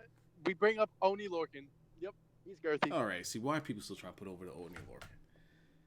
Oh, Are we I'm still always putting over people Oni put Lorcan? I love the Oni Lorcan. Oh god, the Oni I Lorcan. love that. Blackjack, how you feel about the Oni Lorcan? Oh, He throws really fucking stiff shit. Do you not see those uppercuts though? That's about all I can say about him. And he throws his body into people, and he weighs about Yeah. 100. He'd be in a 205 live. How much that dude weigh? About Next time he 150 wrestles, pounds. so Or I want something? y'all to look at him when he comes out, and look how long his finger is that he puts up. Like that's just like a hot dog. It's like extra long. Next time y'all watch, just make sure y'all look at that. Hold on, who you was talking about? Say it again, because I took a look at Twitter and you know, like when you you know, like when you do like hold on, you know, we do like these review shows and then like you do call-ins, but like people just rather just type this long paragraph on Twitter instead of calling in. Why? This is G Lord. We just No, spoke because to you they got yesterday. jealous. Call in, motherfucker. Go ahead. I'm sorry. I forgot to put you over. Hold up. You know, I'm not gonna do it like everybody else because I do it my own way. Like the video and subscribe or fuck you. Okay. Well, there it is. Fair enough. That's fair enough. Boss, we're gonna let you go. Got a couple more people I want to get in. Thanks for calling in, though, mate. No By the problem, way, man. I'm sorry. Yeah, you can let him go. That's fine. Nah, go Yeah, ahead. no problem. You know, been here since One Ring One Ring Wyza. God damn. Jesus, that's that- before Blackjack even knew what YouTube was. Back when we did this is before Cut a Check, before THC. This was way, that's what way. we do show. That's what we do. Way back there. All right, boss. I'm gonna find something to drink in. I don't got no. Only liquid I got around me is clear liquor. God damn it, I ain't drinking that in right now. Have a good Let him, night, man. though. Here's what I was gonna say. Go for it. In terms of like, so remember when some people were on board with like, oh my god, it would be so much heat if Eva Marie won like the title. That was me. Yeah, why aren't the same people who are like that on board with Jinder winning right now? Number one contender, Jinder Hardbody Mahal. Bro, like, so are you seeing these complaints like on the Twitterverse or something? Like, where is this? Like, there are people that like, okay, so like Solid Monster's like, just like, really, yeah, let Jinder win. And then there are other people too that are just like, you like SmackDown tonight and Jinder won. You're obviously just like protesting Raw as a result of it. I'm like, no, I actually thought the show itself was fine. I thought the show was fine. You may not necessarily agree with the decisions that happened on the show, but I thought the show itself was okay. And I actually don't really have that much of a gripe with Jinder. I don't think anybody should. Yeah, number one contender, Jinder Hardbody Mahal.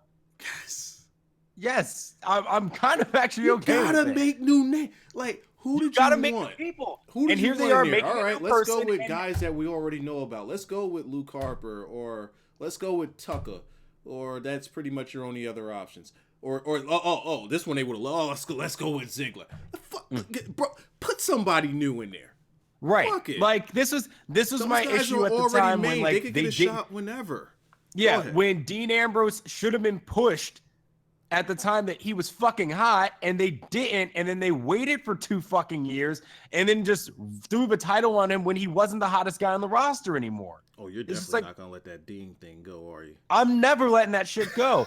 So I don't mind here in this situation in which it's just like, this this guy got in like really good shape. He's got this hard body gimmick, and he's I kind need of them getting to start calling him Hard Body Mahal. Yeah, he's actually starting to get a little bit of attention. People are noticing him.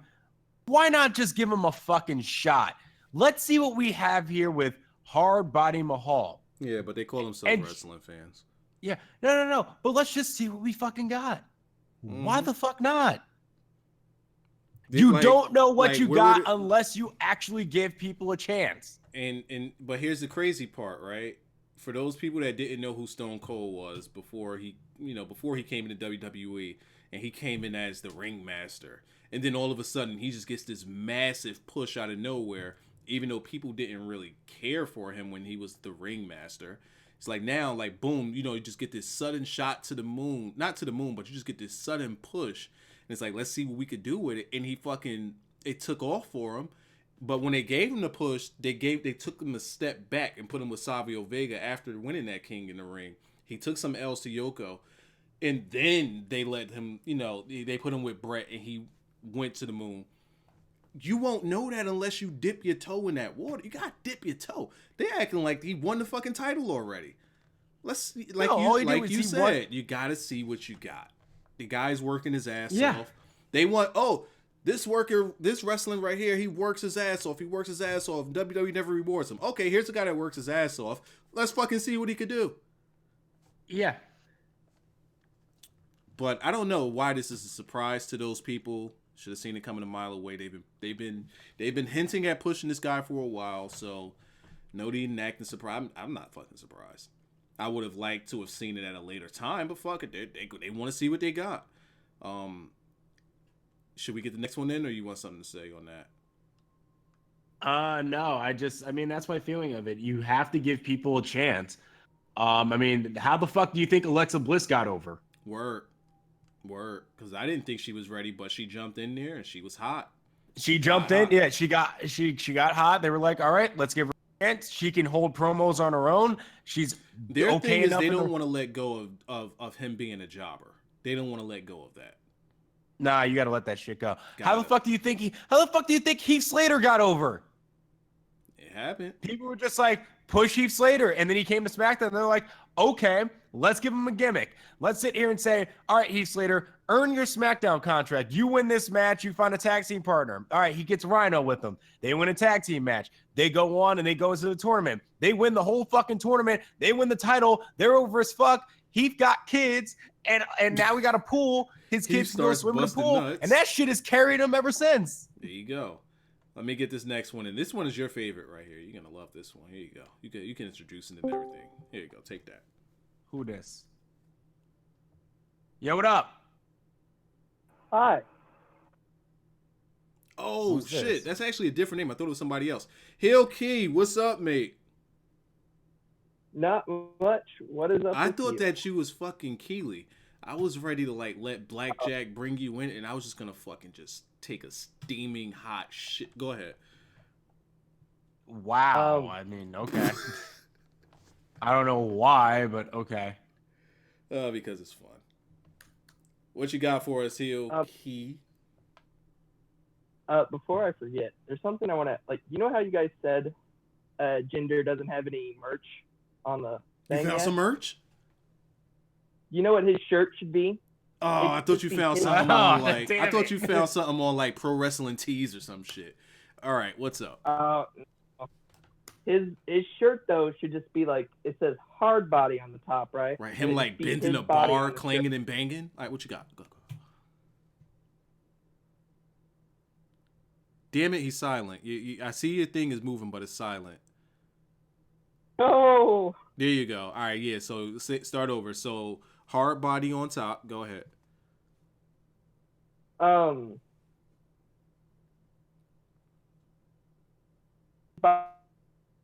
A shirt, it's your body, a tuxedo shirt. Telling you it'll sell out. We lost you halfway through that again. So I'm gonna do me this favor. Do me this favor. Your gimmick is messing up. I'm gonna put you with a thing. I'm gonna let you get that sorted out. I'm gonna bring you back in. All right. Okay. All right. Let me bring in. Who was here first? I think this guy was. Y'all talking about clanging and banging? Hardbody Mahal. We're talking about Jinder Mahal. Hey, Pack Attack. I'm sorry I took you out of such a great conversation. What's up, man? Oh, what's up, Blackjack? Yo, what up? That's Black. Yo. Hi. All right, is this the gimmick Wyza? Well, no, you buried me. I'm saying hi to the motherfucker. Yeah, you got us mixed up. The gimmick wise is the other black guy. Yeah. My bad. Maybe I should change my name to Black Wyza. What's up, Pack? Yo, man, what's up? Black Wyza, and Gimmick Jack. No, it's not. It's Blackjack and Gimmick Wyza. What's up, though? What's up? Honestly, I didn't watch. I came home late and I said fuck it, but I heard Hardbody Mahal. Push Hardbody Mahal 2017, Yo. man. Hey, no. Hold on. Time out. It's push #1 contender Jinder Hardbody Mahal. Get it right. That's a long ass hashtag. We got to put 2017 at the end of that. Hey, listen. I'm just saying.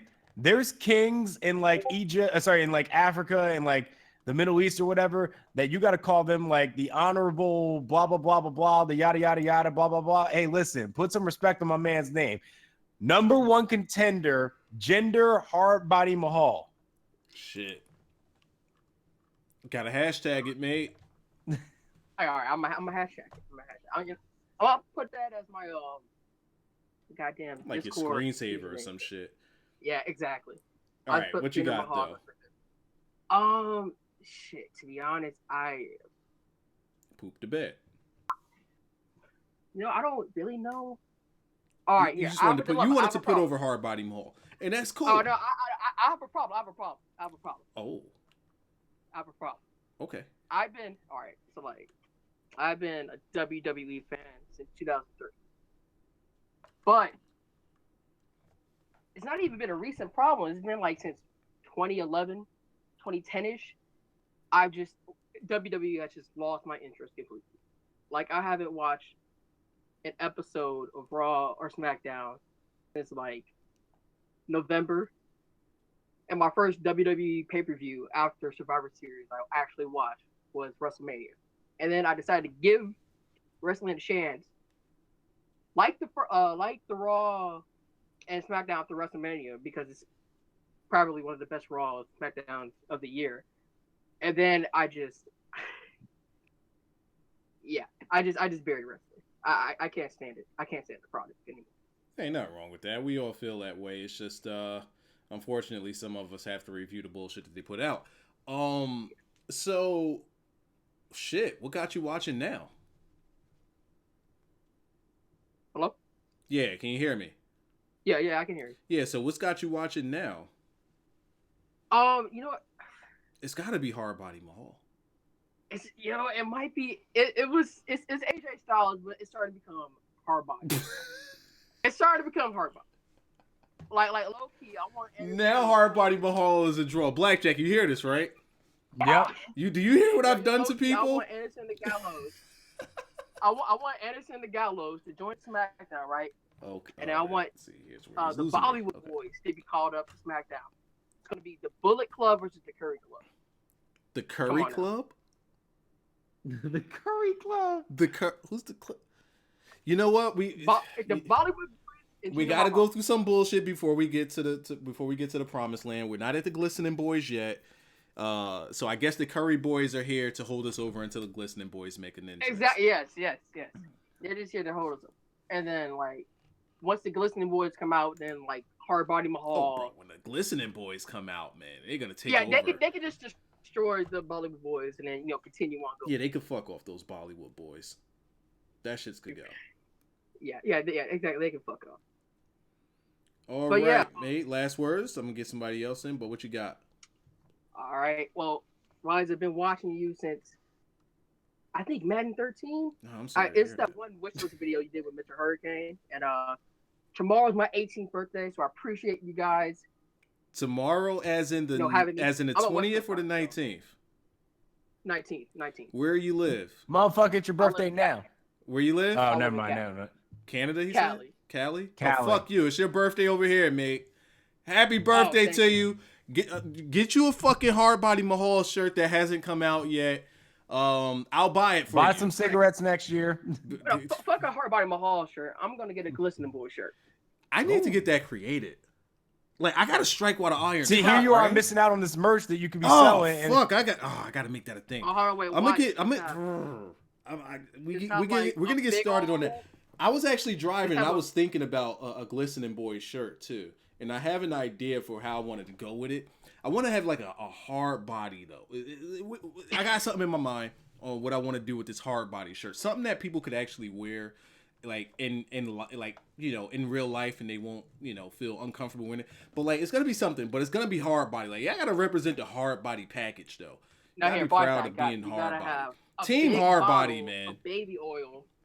Well, if And I got- you want I got- so I like got- you I want got- like you a gotta have a specially big made bottle. shirt with like a bottle of baby oil on the back, or Yeah, a big bottle of baby oil, but it's like it's drizzling over some dumbbells, like some 50-pound dumbbells. oh, you see that, and then like it's just dripping off the dumbbell Yeah, it's weights. dripping off the dumbbell, and then on the baby Okay. oil, it'll say "Glistening Boys," and on the back it said hashtag clanging the bank. Yes. All right, I'm not gonna do that, but that's a pretty good idea. I like it. Oh, I'm not putting Look at baby this. oil on your shirt. just bury me. Just bury me on my birthday. Just bury me. Oh fuck! I can't do the baby oil just squeezing on. All right, we gotta let you go. Because now it's gonna get out of it. It's gonna go left. I don't need it to go left. He's gonna get it. All right, Pag. Happy birthday to you. Hope you have a good Thank one. Are you old happy enough birthday, to drink? brother. Are you old enough to drink yet? All right, thank you, bro. He's not old enough to drink, is he? Oh, God damn On it. the low, maybe. On the low? Yeah, why not? All right, let's get Brian in here. Brian, are you ready? Hey, what's up, boy? I'm just pulling motherfuckers out of that chat. I hear y'all in there talking about clanging and banging. That was a fucking conversation with the guys right there. So what's up, Prophet? Hey, I'm bro. It's a good day to be a prophet, man. It's a good day. Talk to you, my man. Huh? You predicted that shit from fucking mile away. I watch it differently. No, I keep but telling y'all, I watch it But differently. I want to talk about my boys, the Chinese. Oh, okay. fucking This is something different. You want to fucking talk about the colognes, the spray starches, all of that good stuff, the smell goods. They're representing my country. Okay, so is it Somalia? What's your country? What we talking about here? Puerto Rico. Puerto Rico. Okay, probably a bad one. Blackjack, give me a come to Puerto Rico. Welcome Blackjack. to Puerto Rico. God, that's about as bad as mine. That's so American. All right, you're from Puerto Rico, so you give it to me. Welcome to Puerto Rico. Go ahead. Welcome to Puerto Rico. No, that's Okay, not- I'll let it pass. really It had more flair than ours. It just wasn't Shining Stars-esque, but I'll let it go. Mexicans would have called me a gringo if I ever tried that shit. Dude, y'all want that. Yeah. But I really liking how they're building the Primo and Epico. They're Mhm. actually doing something with them. Something that Raw, they had them like for about 2 They had them for 2 years. Okay, time out. I was actually at the show that they debuted at. Damn. Really? Wait, I was wait. live at that show. They were in a dead ass. They were in Greensboro, North Carolina. I was sitting behind commentary with my sign that said, "I broke my leg and still paid money so I don't have to listen to Michael Cole." They debuted the Shining You Stars. always breaking a leg. Like, what's up with your legs, bro? It was that simple. I've only broken my leg once. Bro, This was you, the time. Bro, you just be taking bumps on your leg. Why you skip leg day? I didn't skip leg day. Yo, Blackjack, you need to go to the gym, bro. You gotta fucking do these squats, bro. There's no squat on planet Earth that would have saved my leg in the situation in which I broke it. You gotta be tougher But than that. but still, Go ahead. whatever. Welcome to Puerto Rico. So yeah, no, I was actually there when they debuted. I'm trying to find my man. interview with the Shining Star. Well, with I remember, yeah, you're when they before they SmackDown. I remember. yeah, I'm trying to find it. I can't find Yeah, it. all they need is Carlito, and they are golden. I don't think they even need They Carlito, don't need- honestly. It's not. I Yeah, think that's no, more no, of a no. nostalgia feel. Like some people Yeah. gotta get over on their own. They actually need them because they need a mouthpiece. They could talk. They could talk fine. But but It's a chance that you have to still be need- given. still Like need them. They still need them for like, if you bring them back, you can build a real stable with these three guys. Maybe put a U.S. title. Do you know what Carlito's doing these days? He's actually in like the local promotion here, I think. But they were talking about him going to WWE for a while. But is he making a name for himself out there? Is what I'm. Yeah. Like the reason I asked that is because, for example, like people say, all right, if you bring in this person from back in the day, and stick them with this person, it'll be great. And then like my thing is, okay, what is that person doing now? Like we know what that person has done in the past. We know what that person is capable of from what they've done in their past. But what are they doing? Like just okay, now? okay. I'm going to use your Go example. I'm going to use your example in today's terms. So they're giving us the 98 Hardys right now. Mm-hmm. We don't want Which that. I don't like. That's not what we want. We want what the Hardys are doing right now. Right. Exactly. But it's gonna take everything the WWE is gonna take time. Right, but if we brought back Carlito as 2005 Carlito, do we actually want that? I think you don't really want right now Carlito, but you want to bring him for fucking make this team more relevant and more like. How relevant realistic. do you think Carlito Like is? What? How relevant is Carlito? Like, I think new people wouldn't recognize, but for the offense, it would do something. He wasn't even that big a star though when he was here. Yeah, he was starting to. They were starting to push him a little bit, but he wasn't like this big name that. Like I'm off with the Carlito thing. I mean, he had some heat. You know, there was heat in the guy, but they didn't flesh it out. Although they're Primo and Epico are good, are decent. To me, they're decent in the mic. You need Carlito. He could be a really good manager and that mouthpiece. I've never seen the guy as a manager though. They have been talking a lot, only on Talking Smack. But I don't see them as good talkers. But you haven't really seen them cut like a promo as themselves though. And the reason why I'm indifferent about that is because when I interviewed these guys, they seemed so different than how we see them. And when we now this is like us interviewing people, and we see how fluid they were with their talking. Let me finish. We see how fluid. Let me finish though. We see how fluid they were when they were talking.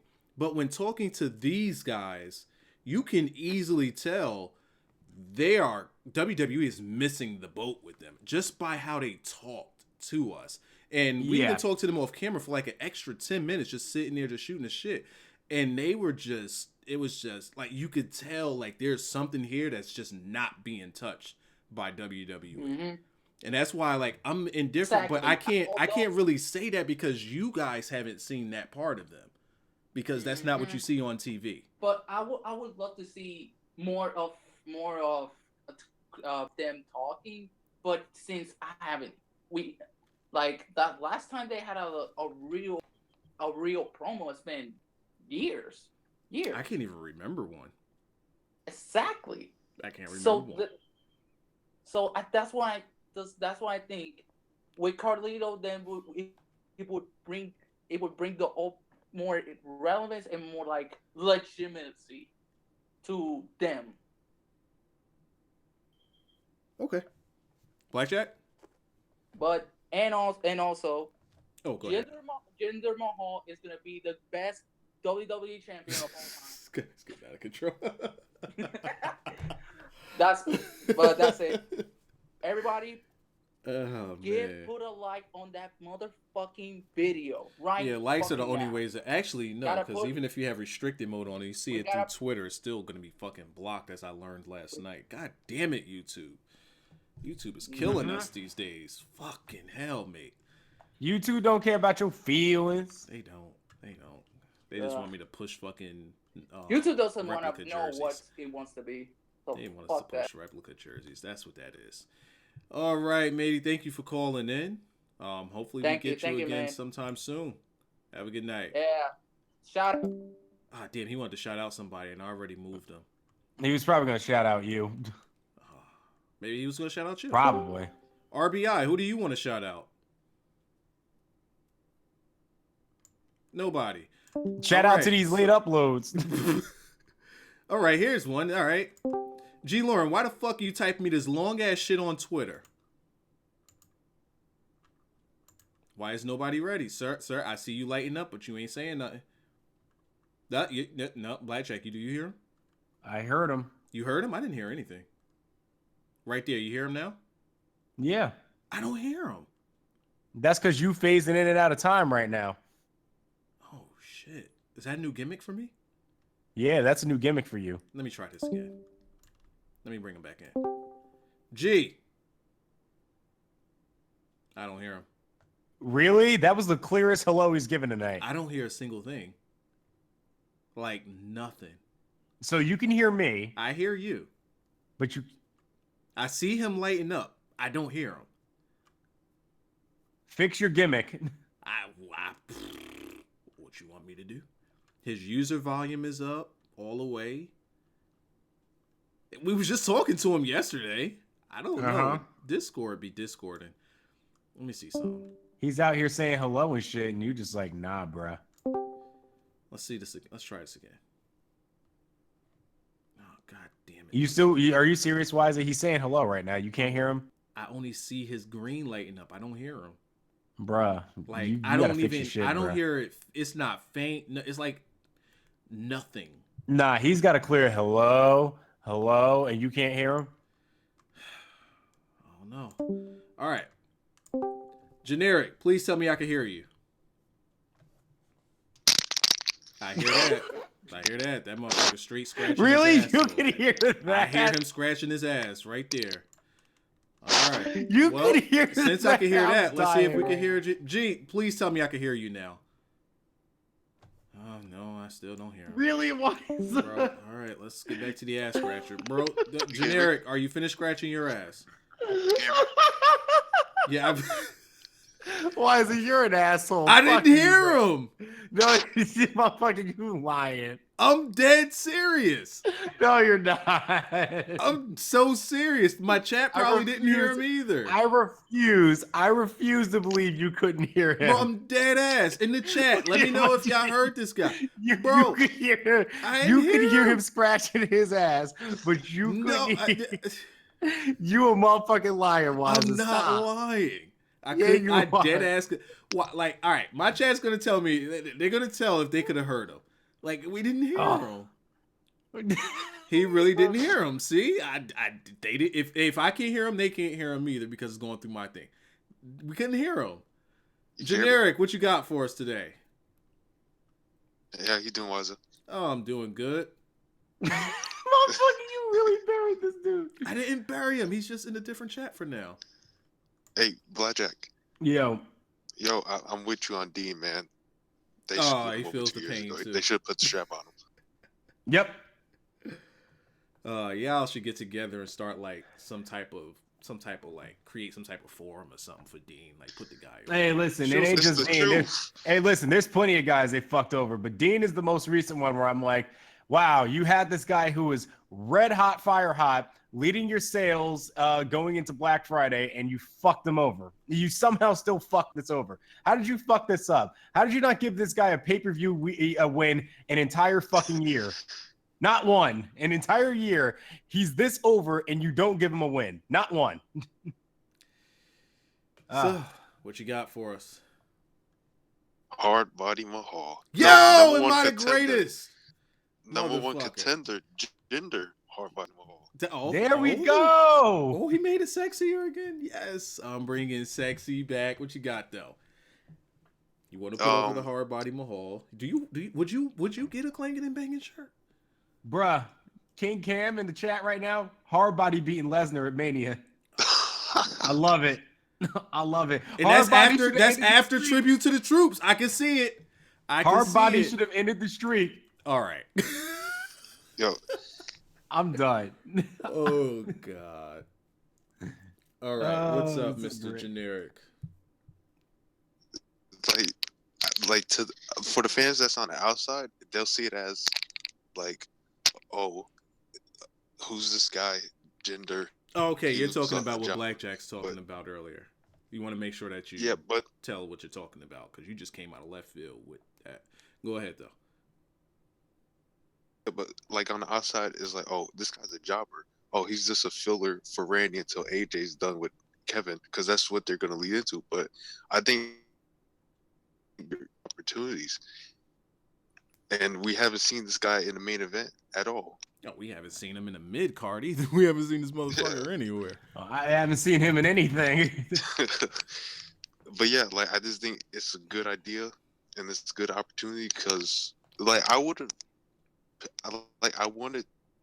Lucas, but Your like mic this is is good, going and wild. I gotta think hold up. Your mic is going like schizo. you get Yeah, I can hear you. yeah, like Luke could have won, but like I don't know, it's something like Luke's there, but he's not there. And there's like Ziggler. We already seen Ziggler job out Yeah, a we're whole done bunch with of him. times. And then Tucker, Yeah, fuck no. Luke's another one they're missing on. They are, but they need to come down on him, like, and build him up because he still has that Wyatt stigma attached to him. And if they want to build him as a single, they gotta completely strip him down. Wait, do you think they should just because like with Bray, because it's like he's another one like Dean. Like what the fuck? They fucked him over. Do you think they I think that should in just that situation, I think that's even worse than Dean. I think Yeah. that's worse. He should. Because they completely. I mean, they completely missed the character. They completely missed the boat on both characters. But But Bray got it the worst. I mean, at least Bray was. At least Dean somehow, was somehow his Bray bag. went over Dean during that time, and still Bray somehow got it worse. Yeah, he did go over him in that feud. He did, and still ended up with the shit into the stick. Absolutely. Yeah, that's actually And- what makes that funnier. And what was ironic about that? Because after he went over Dean, remember he was the guy that eliminated Dan Bryan from the Royal Rumble. No, he had a match with him at the Royal Rumble. No, He did it was the the year That was after. a year after. Yeah. But yeah, so they, man. So he knocked out Daniel Bryan and possibly ended his career forever. And then the year after, he eliminates him, and they did nothing with it. Exactly. But yet that got lost in the shuffle because of Rey Mysterio the first time, and then Oh, yeah, it fuck ain't- Rey Mysterio. It didn't get lost. Oh yeah, definitely fuck Rey Mysterio, but it didn't get lost. Trust me, it didn't get lost. That shit, nobody was fooled by that one. Hey, let's send out Rey Mysterio so you can forget about Daniel Bryan. Nah, dog. You gonna catch these boos. You gonna catch all these boos. See, I'm telling you, Blackjack, I can hear everybody but Mr. Lauren. It's crazy. I'll say this about the Jinder Mahal thing. You know how sometimes WWE is like, you have to save your big matches or whatever for big pay-per-views or whatever? Yeah. Well, Jinder Mahal is a good example of what you have to do if you're going to save your big matches for your big whatever you're going to do. Yeah, you let him win So, the title now, and you then know- you save him for the big pay-per-view. Got it. Right. But here's what they do. Here's what they do normally. It's just like, we need Roman Reigns at SummerSlam, or we need him at WrestleMania to have this big main event. I know. Let's keep him in the main event picture for fucking ever. This guy just And never every actually do a chance he proper gets, he build wants to go right to him the getting to a Roman. place. He goes right Yeah. to Roman. But you know what they did here? It's just like, we could do AJ Styles versus Orton, or we could do blah, blah, blah versus whatever. And we can save him for that spot at that pay-per-view. Oh, shit. That was a good pass. Or let's let you forget about AJ Styles in that position. Yeah. So that when it comes back up in time for that, all of a sudden, this is short-sighted wrestling fans. Yeah, this is a little fresher now. Which is why I say we gotta hold off until tribute to the troops with this guy. You gotta have the slow burn like that. You gotta have the slow burn. Let it develop. Let it develop. Wow. Oh wait, I have something on Roman and Brock. Hold on, before you get to Brock, like that way, when WrestleMania comes around, Hardbody Mahal can trash Brock, and it'll be believable because he'll be a part of the Glistening Boys. All right, go ahead. Like, I don't know if you read like dirt sheets or whatever, but I'm pretty sure it's out there. Like, the main event for next year WrestleMania is gonna be Brock and Roman again. Is rumored. Let's say that. But let's say it's rumored.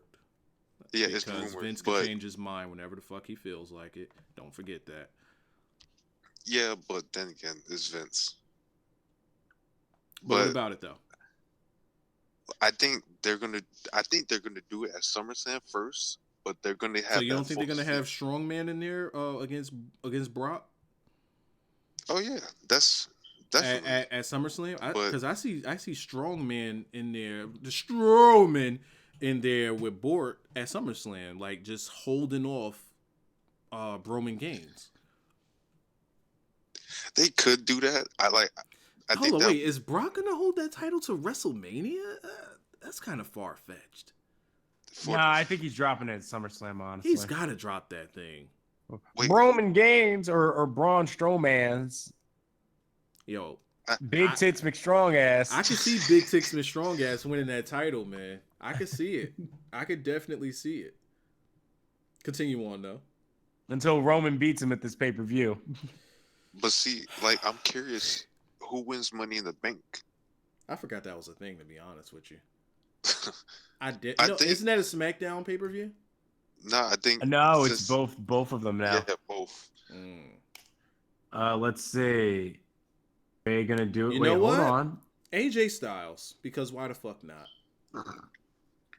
This way we know for sure that AJ Styles will be in like the titles match at WrestleMania. Actually, we don't know if there's actually. Well, they have it right now set up for St. Louis, Missouri. Right. That's Randy Orton's home. That'd mean anything. But yeah, I mean, I guess we'll see. Anyway, I'll shut up now. If they got odds makers out right now on that, and they got the long odds, I'll throw in some money for AJ. I could see it. Okay, but would he cash in the same night? I will hope that he just lets them know, like, bro, I'm cashing in my shit at WrestleMania. Just let them know so that they start building them for it. Yeah. Because his first WrestleMania, crap shit. Second one, they pretty much robbed him of anything, even though they wanted him to have Shawn Michaels, but they couldn't get him. So now it's like, all right, we know this fucker deserves it, so let's just put him in one of the title matches and just build it. Not one of. He has to be the main event. That's the main event. AJ Styles versus whoever.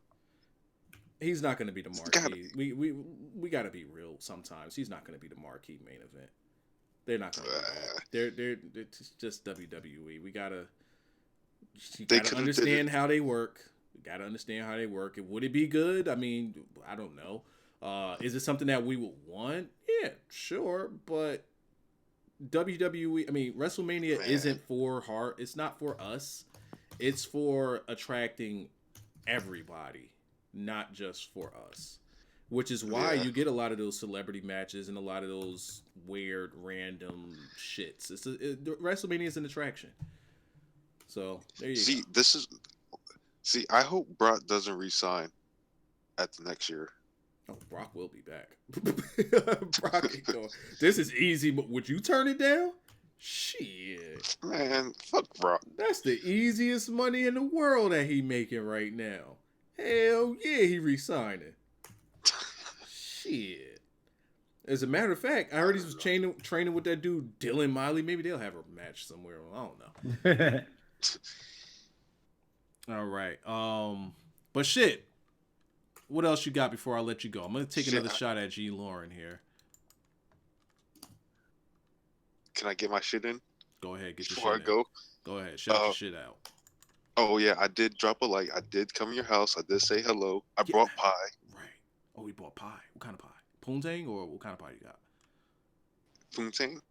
Poontang pie? Yeah. Oh, I like poontang. Blackjack, you like poontang? I bought poontang and sweet.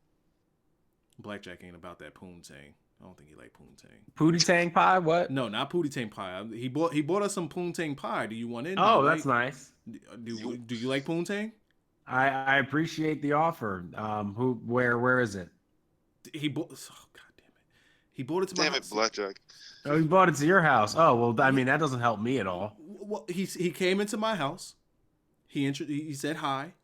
You know, he took off his shoes at the mat. He also bought some pie, some poontang pie. Awesome. How does that help me? We got I'll to send smarten you a postcard. Blackjack up. We got to smarten Blackjack up to things sometimes. It's okay. That pretty much just means that he came in and instead of just being rude and just coming into the stream and just listening and not doing anything, he came in and he dropped a like. That's what that means. Oh, okay. Because that has a completely different meaning. And the poontang pie means he brought some extra incentives. He joined in on the festivities and everything. That's what it means. Gotcha. So you got the poontang pie, and I was just gonna say sharing is caring. I share my poontang pie, but you completely buried the session, and I can't get that joke in. Generic, I'm gonna let you go though. You have a good night, mate. All right, you two guys. All right, we're gonna try G. Lauren one more time. Am I gonna hear him? I don't know. If you don't be an asshole about it, sure, you can. I wasn't. G. Lauren, please tell me I can hear you now. All right. I hear something faint. Did he say, "Can you hear me"? Can you hear me? Now I hear you. See, thank you for not being an asshole now. I didn't hear him before. All right. He's perfect now. I was about to donate so you can fix the speakers. Oh, hold up now. Blackjack, who am I to turn down a donation? We gotta wait for him I gotta fix shit now. So now we gotta wait. See. All right, now I gotta fix my speakers is messed up. I can wait. We gotta wait for that to come in. Let's give it some time. It was. Hold up, Blackjack. Do you work in the morning? When you go to in? I do. Shit. When do I actually go in? Let me see. Have you tried the Burger King Steakhouse King sandwiches? No, I'll pass. Are you watching your figure? Yeah, because I gotta strengthen back up. Actually, I've been thinking about it too. I got like these 2 big bottle of detox gimmick juices. You know how fuck! I gotta open tomorrow. Oh well, you know what? At least I'll get off early. But shit, I gotta open. What's that? 10 o'clock? 10:45. That's not that bad. Well, we're gonna get you up out of here. Let's get Lauren back in here. No. It ain't that bad. It's just like I hate opening. Anyway, right, keep going. Mr. Lauren, you lied to me. You weren't gonna donate for me to fix anything. So now you're already starting off on the wrong foot. Plus, you typed this long ass paragraph on Twitter instead of just fucking calling in. What you got for us? All right. So we got into this conversation last night. All right. Who was we and what conversation? Charlotte, she just got on the brand. Okay. And I know you're going to say... Blackjack, you hear this hostility? You hear this? All right, see, listen. All right, see. First he comes in, right? And doesn't say anything to me. He says it so only you can hear it, right? Nothing to me. It makes me look like the bad guy. I got destroyed in the chat last night, Frizz. You're going to... you got buried. You're going to get buried against the night. I got destroyed. Because what you were saying was retarded. So I sent them away, right? And I bring him back in, and I'm nice to him. Then I can hear him. And then he says, I was about to donate so you could fix your speakers. So me, who am I to turn down anything, right? I put him over in another chat, so I'm waiting for him to donate so I can fix my speakers. Does he donate for me? No, he lied. I bring him back in, and he comes in with all this hostility. Blackjack, where was I wrong? I mean, that was a lot of anger. Because he came to me swinging. Did you not hear this hostility? Yo, Lauren, what's up with this Charlotte gimmick you talking about, man? Fuck your long day. I have a long life. But you can't tell me. I'm turning 49 in a few months. God damn it. Go ahead. You cannot tell me. Charlotte come on the brand last week with her pecan outfit.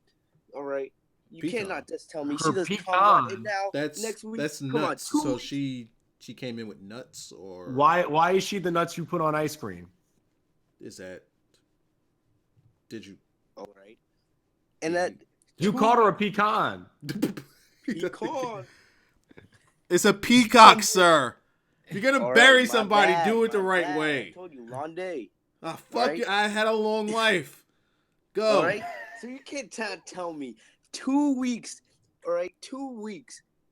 After she just got on the brand, she's gonna most likely win the SmackDown title. Well, see, you're jumping the gun. Not only that, it's a 5-time. Why would you say most likely though? Yes, most likely. I don't know the future. You don't know, but come on. Would you like for me to tell you? Because I'm pretty good at this. Time out. I'm pretty good at this. I can tell you the future. Time out. Pretty good at this. Time out. I'm gonna get really close to the mic real quick. Hold on. Blackjack, I'm good with this predicting the future thing. Time out.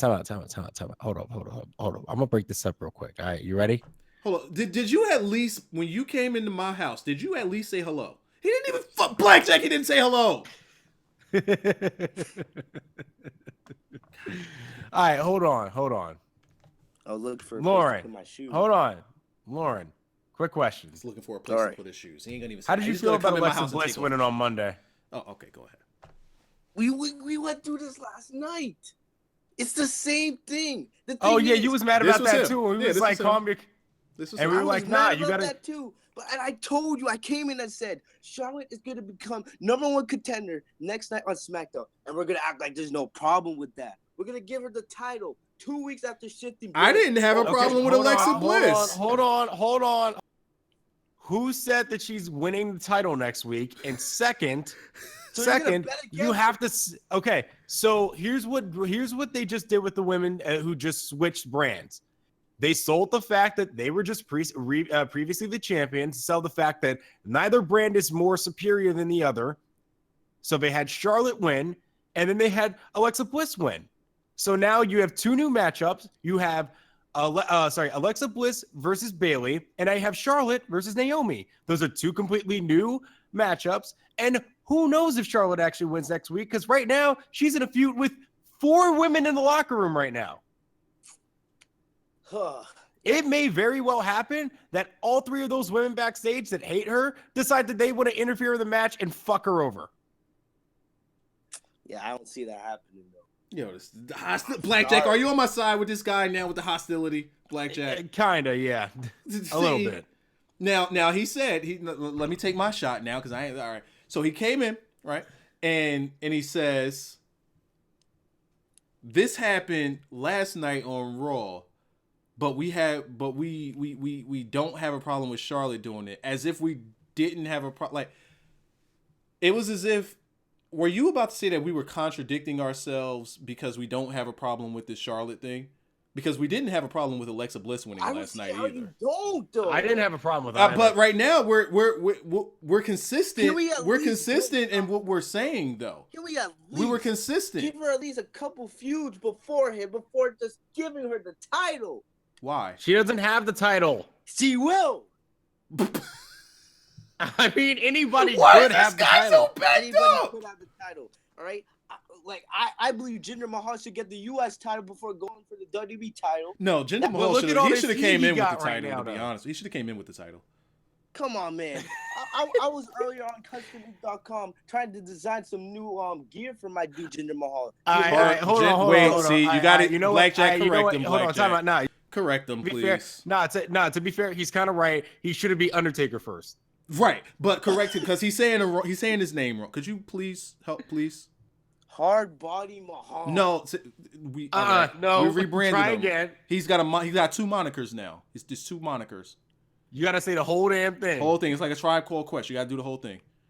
So Jinder. No. No. Blackjack, please, Blackjack, help him. His name is #1 contender Jinder Hard Body Mahal. Yes, you got to say the whole thing. It's like a Tribe Called Quest. I was thinking about this beforehand, all right? The #1 contender, all right? Jinder. No! Damn it! #1 contender. Fucking dropped my burger on the floor. Body Mahal. Fucking dropped my burger messing with this guy. Can I say something? I was thinking about this before. Bro, if I drop any slice of bacon, I'm gonna fuck you up. Okay, I didn't. I'm gonna eat I was thinking about this before I came in. All right. Hey, do you remember how just like 1 or 2 months ago, 1 or 2 months ago, Jack Swagger was released, and how Jack Swagger had the whole American We the People gimmick? Sure. What about it? Okay. All right. Do you think that they're using this American Dream Act He's the to American Dream. replace that Jack Swagger gimmick? No. Come on. No. First of all, number one contender, Jinder Hardbody Mahal from Canada. Like, if you would have said Kevin Owens, I would have been like, Yo, I was could about to kinda say see- that. If you would have said that, but you're talking about number one contender Jinder Hardbody Mahal. No, it's just something that he threw out on SmackDown. He want to see where it goes. But let's go back to this argument that you like. Is it a debate? Is it an argument? Is it you just trying to like get this off your chest? Let's go back to the women, right? Let's go back there because this is fun right here. This is where we. This is where we do it. All right. So you are hell bent on saying Charlotte is going to win this title, right? Are you hell bent? Because I'm pretty positive. I really think she's gonna win the title. Okay, so what about Alexa Bliss? Do you think? Are you on the same boat that she's going to win this title? Right? I feel like I'm 50-50 on it. I feel like I need to see Raw next I'm just week. trying to understand your argument because like you're making the same argument for the both of them, but you have one winning the title for sure and one you're not sure of. So I'm trying to understand your argument here. Because with Alexa on Raw, like after you told me about how Alexa, she's gonna bring fresh feuds and there's so much you could do with her. All right, but with the Charlotte, it feels like there's only one way you can go. You can either give her the title or there's nothing else you can do with her. That's all she's done since she's been on the main roster. But they just set up something new you can do with her. Yeah, he just told you. I just told you. She currently is the number one contender, and she now has 3 people getting ready to ram down her throat. Most likely, once she wins the title, yeah, they're all gonna be her contenders. But you're saying if she doesn't win the title, if she doesn't win the title, then she becomes 3MB, is what you said. That's what he said, right, Blackjack? Pretty much. Well, she can take all 3 of them on at once, please. No. I don't think you. Never mind. Went over his head. Oh, this guy is fun. All right, continue on. So, all right, so no, she doesn't have to win the title. But she put her. To. Now, is your problem? Of course, there's the option. Is your problem that she's? Is your problem that she finished all this? There's these options there, but I see the most likely option that WWE is thinking at this moment is that she's gonna win the women's title next Tuesday on SmackDown. That's the way I look at it. Okay, and then what? So Charlotte wins, and then what? The same thing that she did when she first won the title as a face when she first came to the main roster and took the title from Nikki Bella. All right, she's gonna ramp. Yo, you heard how he said Nikki, bro? It sounded like he mad that she beat Nikki Bella for that title. You heard that? Yep. I'm not. Bro, that dude said she took the title from Nikki Bella. I'm like, whoa, man, yo, I tagged this woman as the female Roman Reigns because after when Sasha is the last time you for the squeezed title one 3 out, times sir? on Raw. Bro, this dude's mad backed up. Give it to her. Like, who am I expecting? This is what I think they're gonna do. They're gonna give her the title. And then with the title. She's gonna ram through everyone on SmackDown until we get Asuka to take the title. Okay, time out. Hold on, time out. I'm gonna debunk this right. Hold on, time out. I'm gonna debunk this right now. All right, I'm gonna debunk this right now. She's not the female Roman Reigns because Roman Reigns never loses. Yeah, Charlotte constantly loses on Raws. Yeah. So now she's gonna come to SmackDown. So even if she wins the title, she's just gonna drop it on SmackDown anyway. You're calling her Seth Rollins when he was champion. No, because Seth Rollins wasn't. No, because Seth Rollins wasn't losing his belt. Charlotte was losing her belt. Yeah, Charlotte lost the belt 3 times. Yeah, on Raw. Right, Seth Rollins did not. That's a bad comparison. He lost non-title tag team matches. As a matter of fact, Seth Rollins technically never lost the belt. Yeah. Bad comparison. Try again. Oh gosh. Hey, you gotta come with your A game, bro. The only time he lost the belt was on a cash-in. That was it. Yes, by Dean. All right. He sounds dejected. Black. We got to bring him back up. Now we got to bring him back up. We got to throw him a bone. Hardbody Mahal. What you got for Hardbody Mahal? You upset about that? All right, there's options here. All right, I read an article before. Also, that the reason why they're like pushing Mahal basically is because like it's because of me. No, it's because of me. Stop.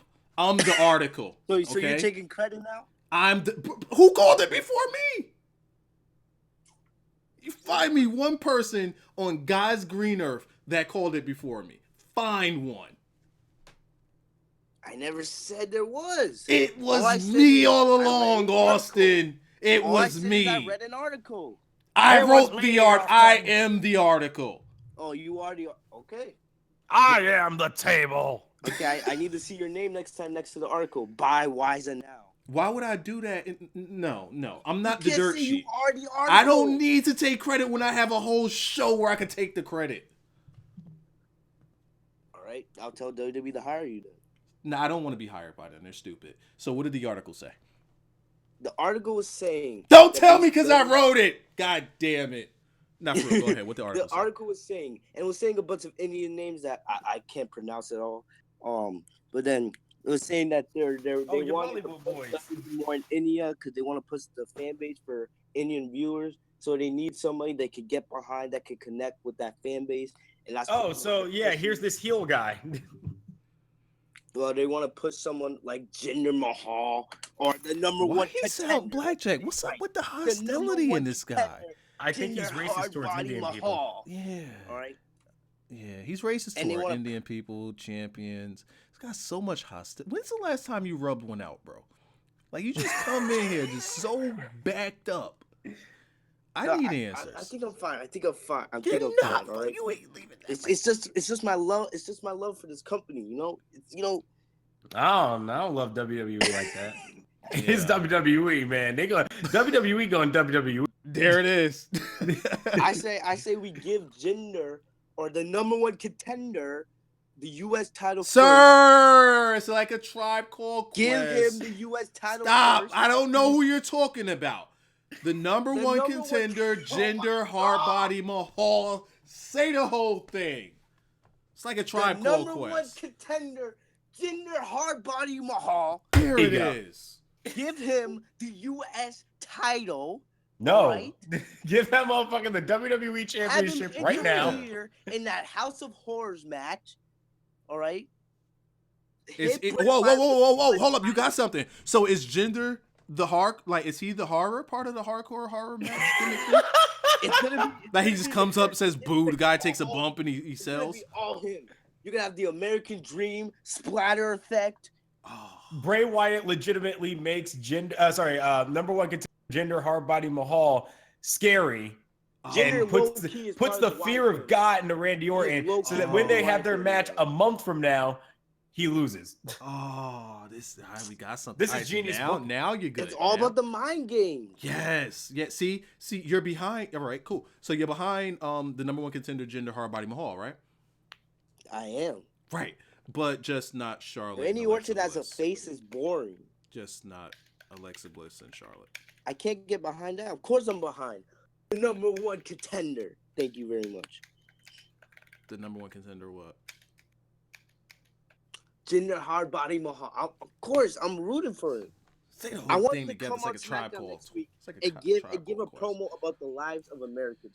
And that bullshit that you read about them trying to please the Indian crowd, that's bullshit. He is the definition of the American dream. It's that shit you read about the fucking want to please the Indian crowd. That's bullshit. It's because they're planting the seeds for the glistening boys. That's the real truth. Yeah, and the real truth is that he got this push because he drank Gronk's right in front of him and they give a fuck.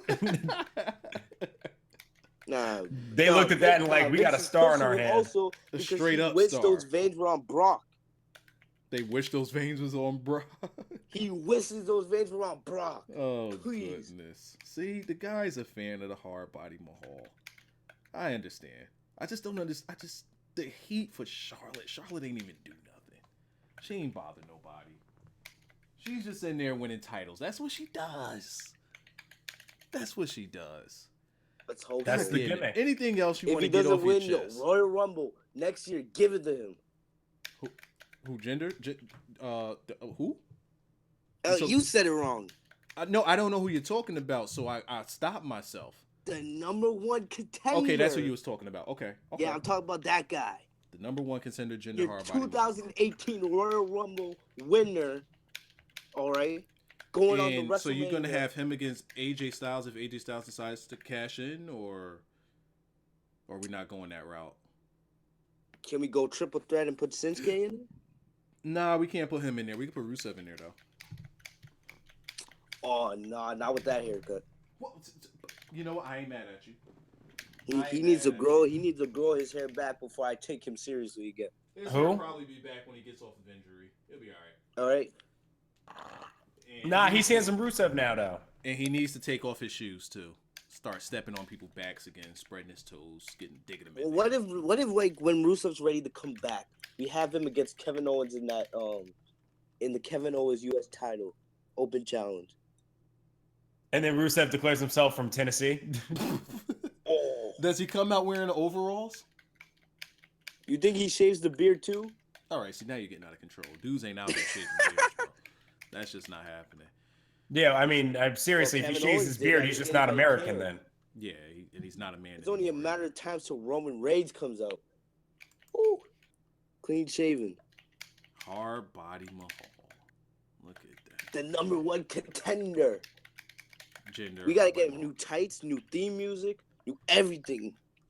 I'm about to start introducing all of these reviews with his music, bro. Like this shit's gonna be lit. I'm about to turn this shit into some hard body Mahal shit. It's gonna be nice. All right, Lauren. Last words. Do you want to plug yourself before I let you go? All I gotta say is, man, the number one contender, Jinder Hardbody Mahal for the win. See, he's got it. Everyone See, supported me. He bought in. He didn't Support sell out. him, He please. bought in. He bought in. Support it, please. Would you like to plug That's your all Twitter? I gotta say. That's Would you all like I to gotta plug your say. Twitter? Would you like to plug your Twitter? All right. G Lauren 30. So Blackjack. Now that we're gonna end this thing. That burial, though. So, bro, why was he so backed up though? Oh my god, that was great. Why was he so backed up? Like he came in swinging. Did he not? Mm-hmm. Like Yeah. just like he came in on fire. He was ready. Oh man, now let me read whatever his tweet was. The problem is they are pushing Alexa and Charlotte up on their new brands too quickly in my eyes. It's rush. Charlotte is probably going to win and now be a 5-time champion, being on the brand only. I mean, they got to get her to 16 somehow. Yeah, I mean, shit. Why do you think they was flip flopping? I mean, hey, listen, I'm not a huge fan of it, but I mean, whatever. WWE going WWE, so. And personally, I see Naomi retaining next week. You said you just don't So do know, I. Right? Or all right, see, there you go. Yeah, but we don't know, so because it hasn't happened yet. There it is, mate. Did anybody see number one contender Jinder Hardbody Mahal winning this week? No. No, Guess what I happened? didn't even see it, and I'm the one pushing the guy. Guess what fucking happened? The fucker won because he's great. That's what he does. Glistening blue. See now. Oh yeah, they gotta keep Tucker losing because he's going to go to Hardbody. He's going to go to the Hardbody gym once he can't come back to America after Tribute to the Truth. So he's going to go to the Hardbody gym and he's going to be clanging and banging in there. He's going to buy into the system of the number one contender Jinder Hardbody Mahal. That's how that's going to work. So he has to keep losing. He has to keep losing. He'll be all right. No. He ain't gonna be losing. He's got the Curry brothers behind him, so he's good. Wait, time out. Are you saying Tucker got the Curry brothers behind him? I was saying thought Tucker got to keep losing. Oh yeah, I mean, well, he's gonna keep losing because WWE hates him. Or that. I think that they legit do though. I think they legit do not like him, and it's like, all right, fucking. Because they've been calling him annoying for a while now. Like, you're annoying. Kurt Angle called him annoying, and the first night he met him.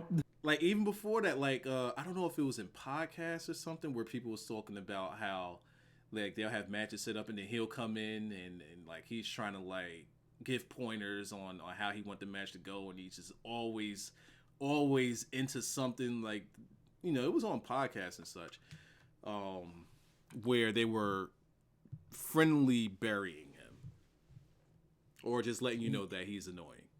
So I guess now they're making it a part of his character. Like, oh, good for you. Thank you for your contribution. All right, but seriously, this is what we're gonna do. Oh man, yeah. So he's gonna take these L's. He's gonna hold those, so he'll be all right.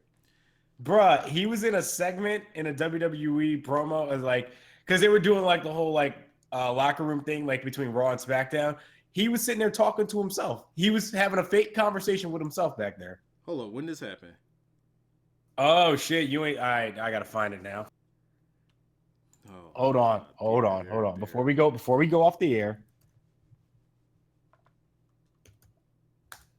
All right, now do I play it for the chat? Hold on.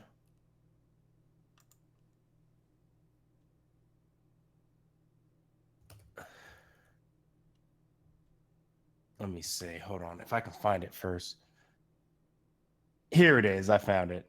It's just a GIF or GIF, whatever you want to call it. Jive.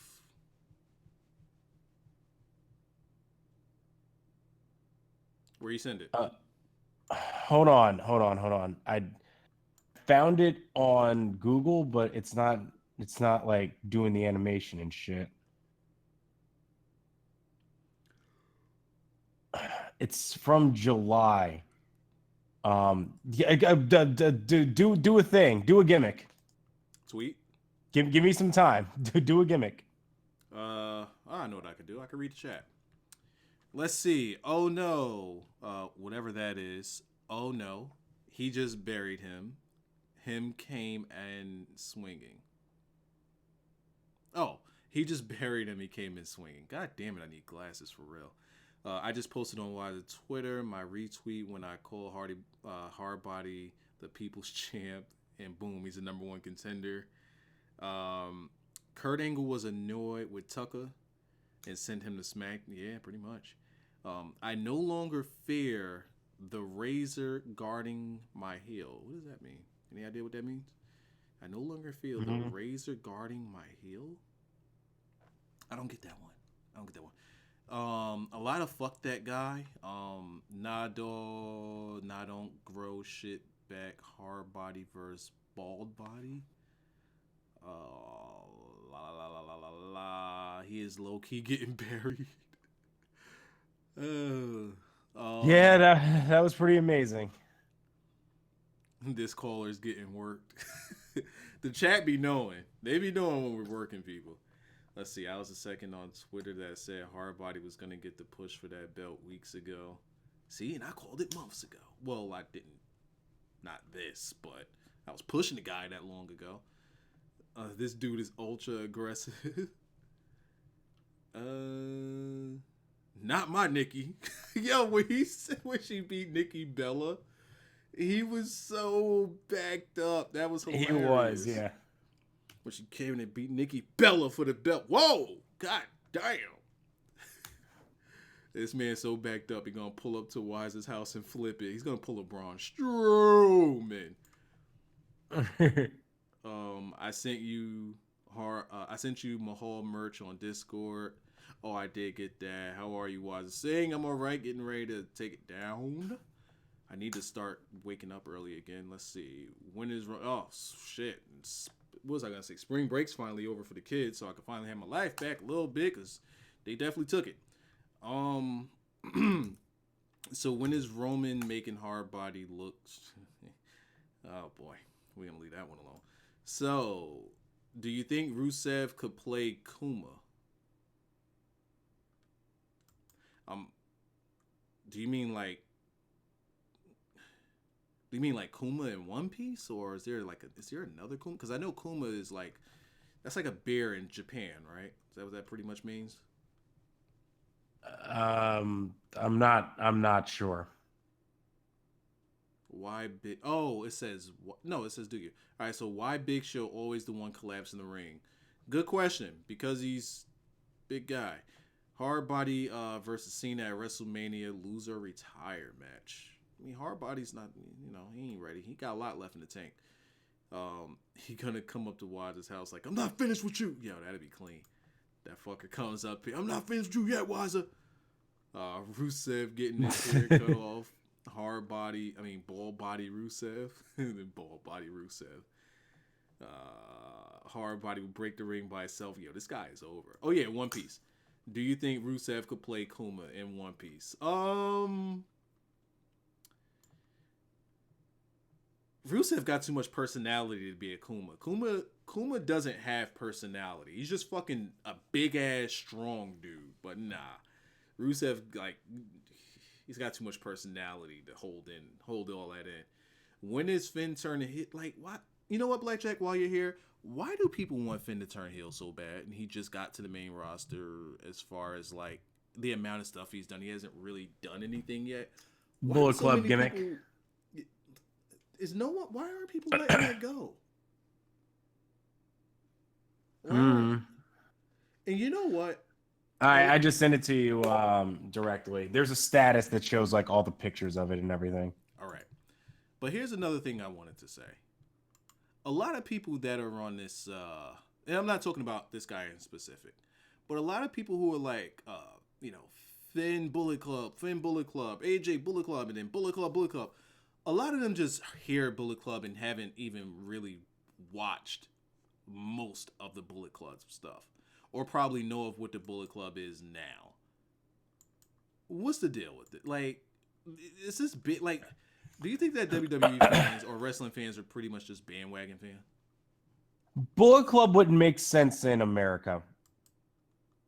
You said it wouldn't, or it would? I didn't hear that. It wouldn't make sense in America because the whole point is that there are a bunch of in Japan, gaijin or foreigners are seen as a bad thing in Japan. Like they don't like foreigners. Like there's legitimately a deal of racism in Japan in terms of how they view foreigners and that they don't want them there. It's why Japan is like 99% Japanese or some shit like that.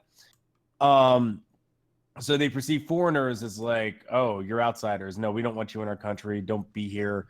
It's the same reason like why in 2015, I believe, and in 2016, so it was back-to-back years, there was a half Japanese, half black woman who won Miss Japan, and there was an uproar about that shit. And then the next year, they had a half Japanese, half Indian woman win, and there was still uproar about that shit. There's a perceived notion that foreigners are bad. And so that's why they get their heat from, is that some of them actually do know Japanese, but will refuse to speak it to them. And Kenny Omega works that in by starting to speak to them in Japanese, where it's like they know he can speak Japanese and still at times will like intentionally speak English.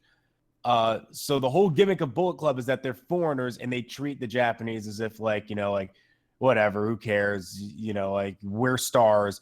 It's the NWO is if like Japan, they were treating Japan as if they were geeks.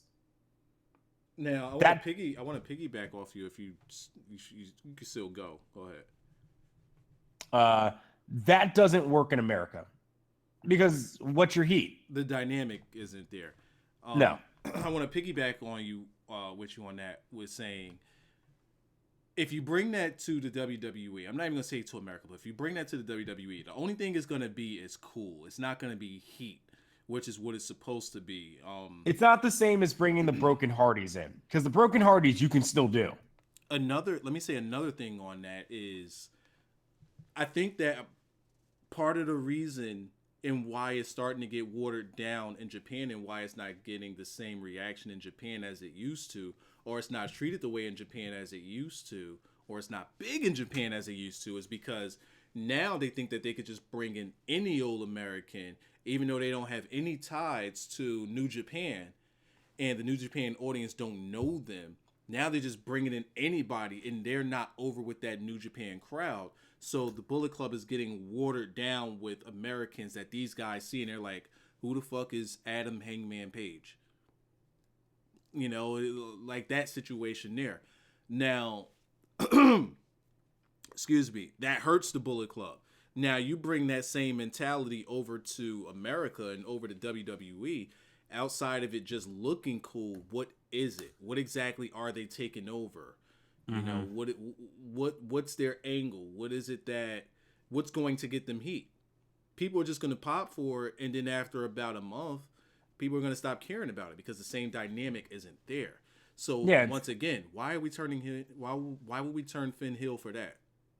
That's a waste of time. That's a waste, honestly. And actually, it's just I'm like, not mad cool. that WWE never even did it. I'm not even mad at that no more because why should they? Yeah, it's just like, oh, cool. They throw up the Wolfpack sign and they too sweet each other. Cool. What else? Now, sure, you could run the angle of, all right, they're taking over the WWE. All right, cool. That's just NWO. We've done that already. That's WCW invasion angle. We've done that. They got this guy called Roman Reigns. They ain't taking shit. Well, that's gonna be the wall.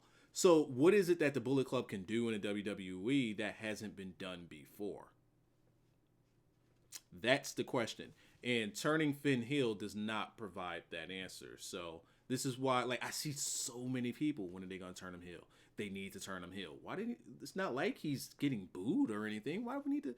If the I would want to see it. Well, in NXT, I wanted to see him turn heel because he was boring as shit as a face. Yeah. Oh, don't tell that to people. Don't tell that to people. We're the only ones that's supposed to know that. You got to keep that to us. Yeah. Did you see the tweet I sent you? No, not yet. I'm at the oh yeah, with the same. Yo, that motherfucker's on an island by himself.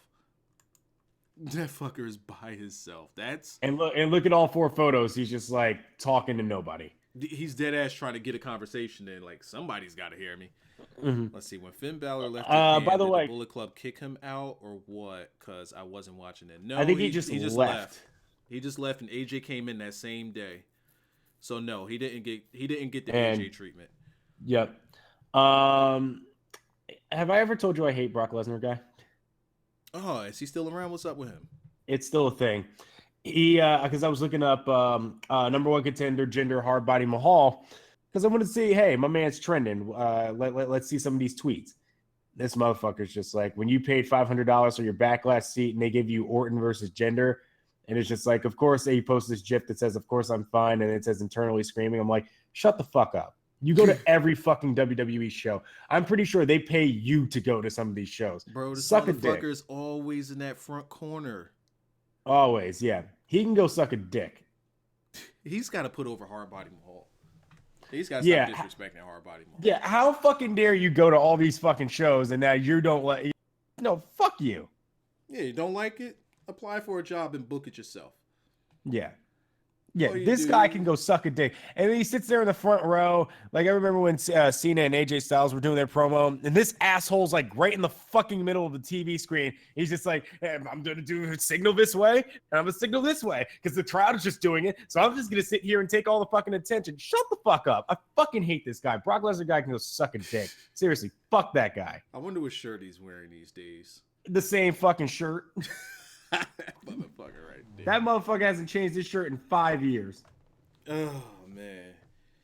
Shout out to you, long name person. Oh damn, that name is pretty long.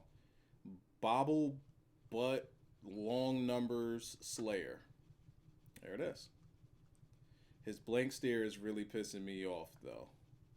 Who's got here's a great thing. There's this guy that does MMA and follows wrestling too. And apparently he wasn't behind.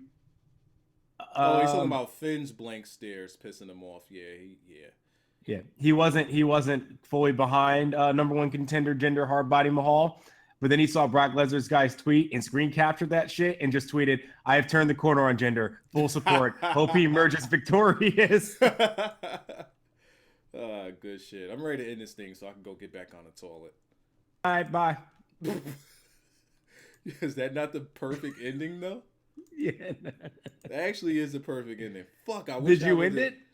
Why the fuck did you end it? I wasn't in there yet. That was so fucking perfect.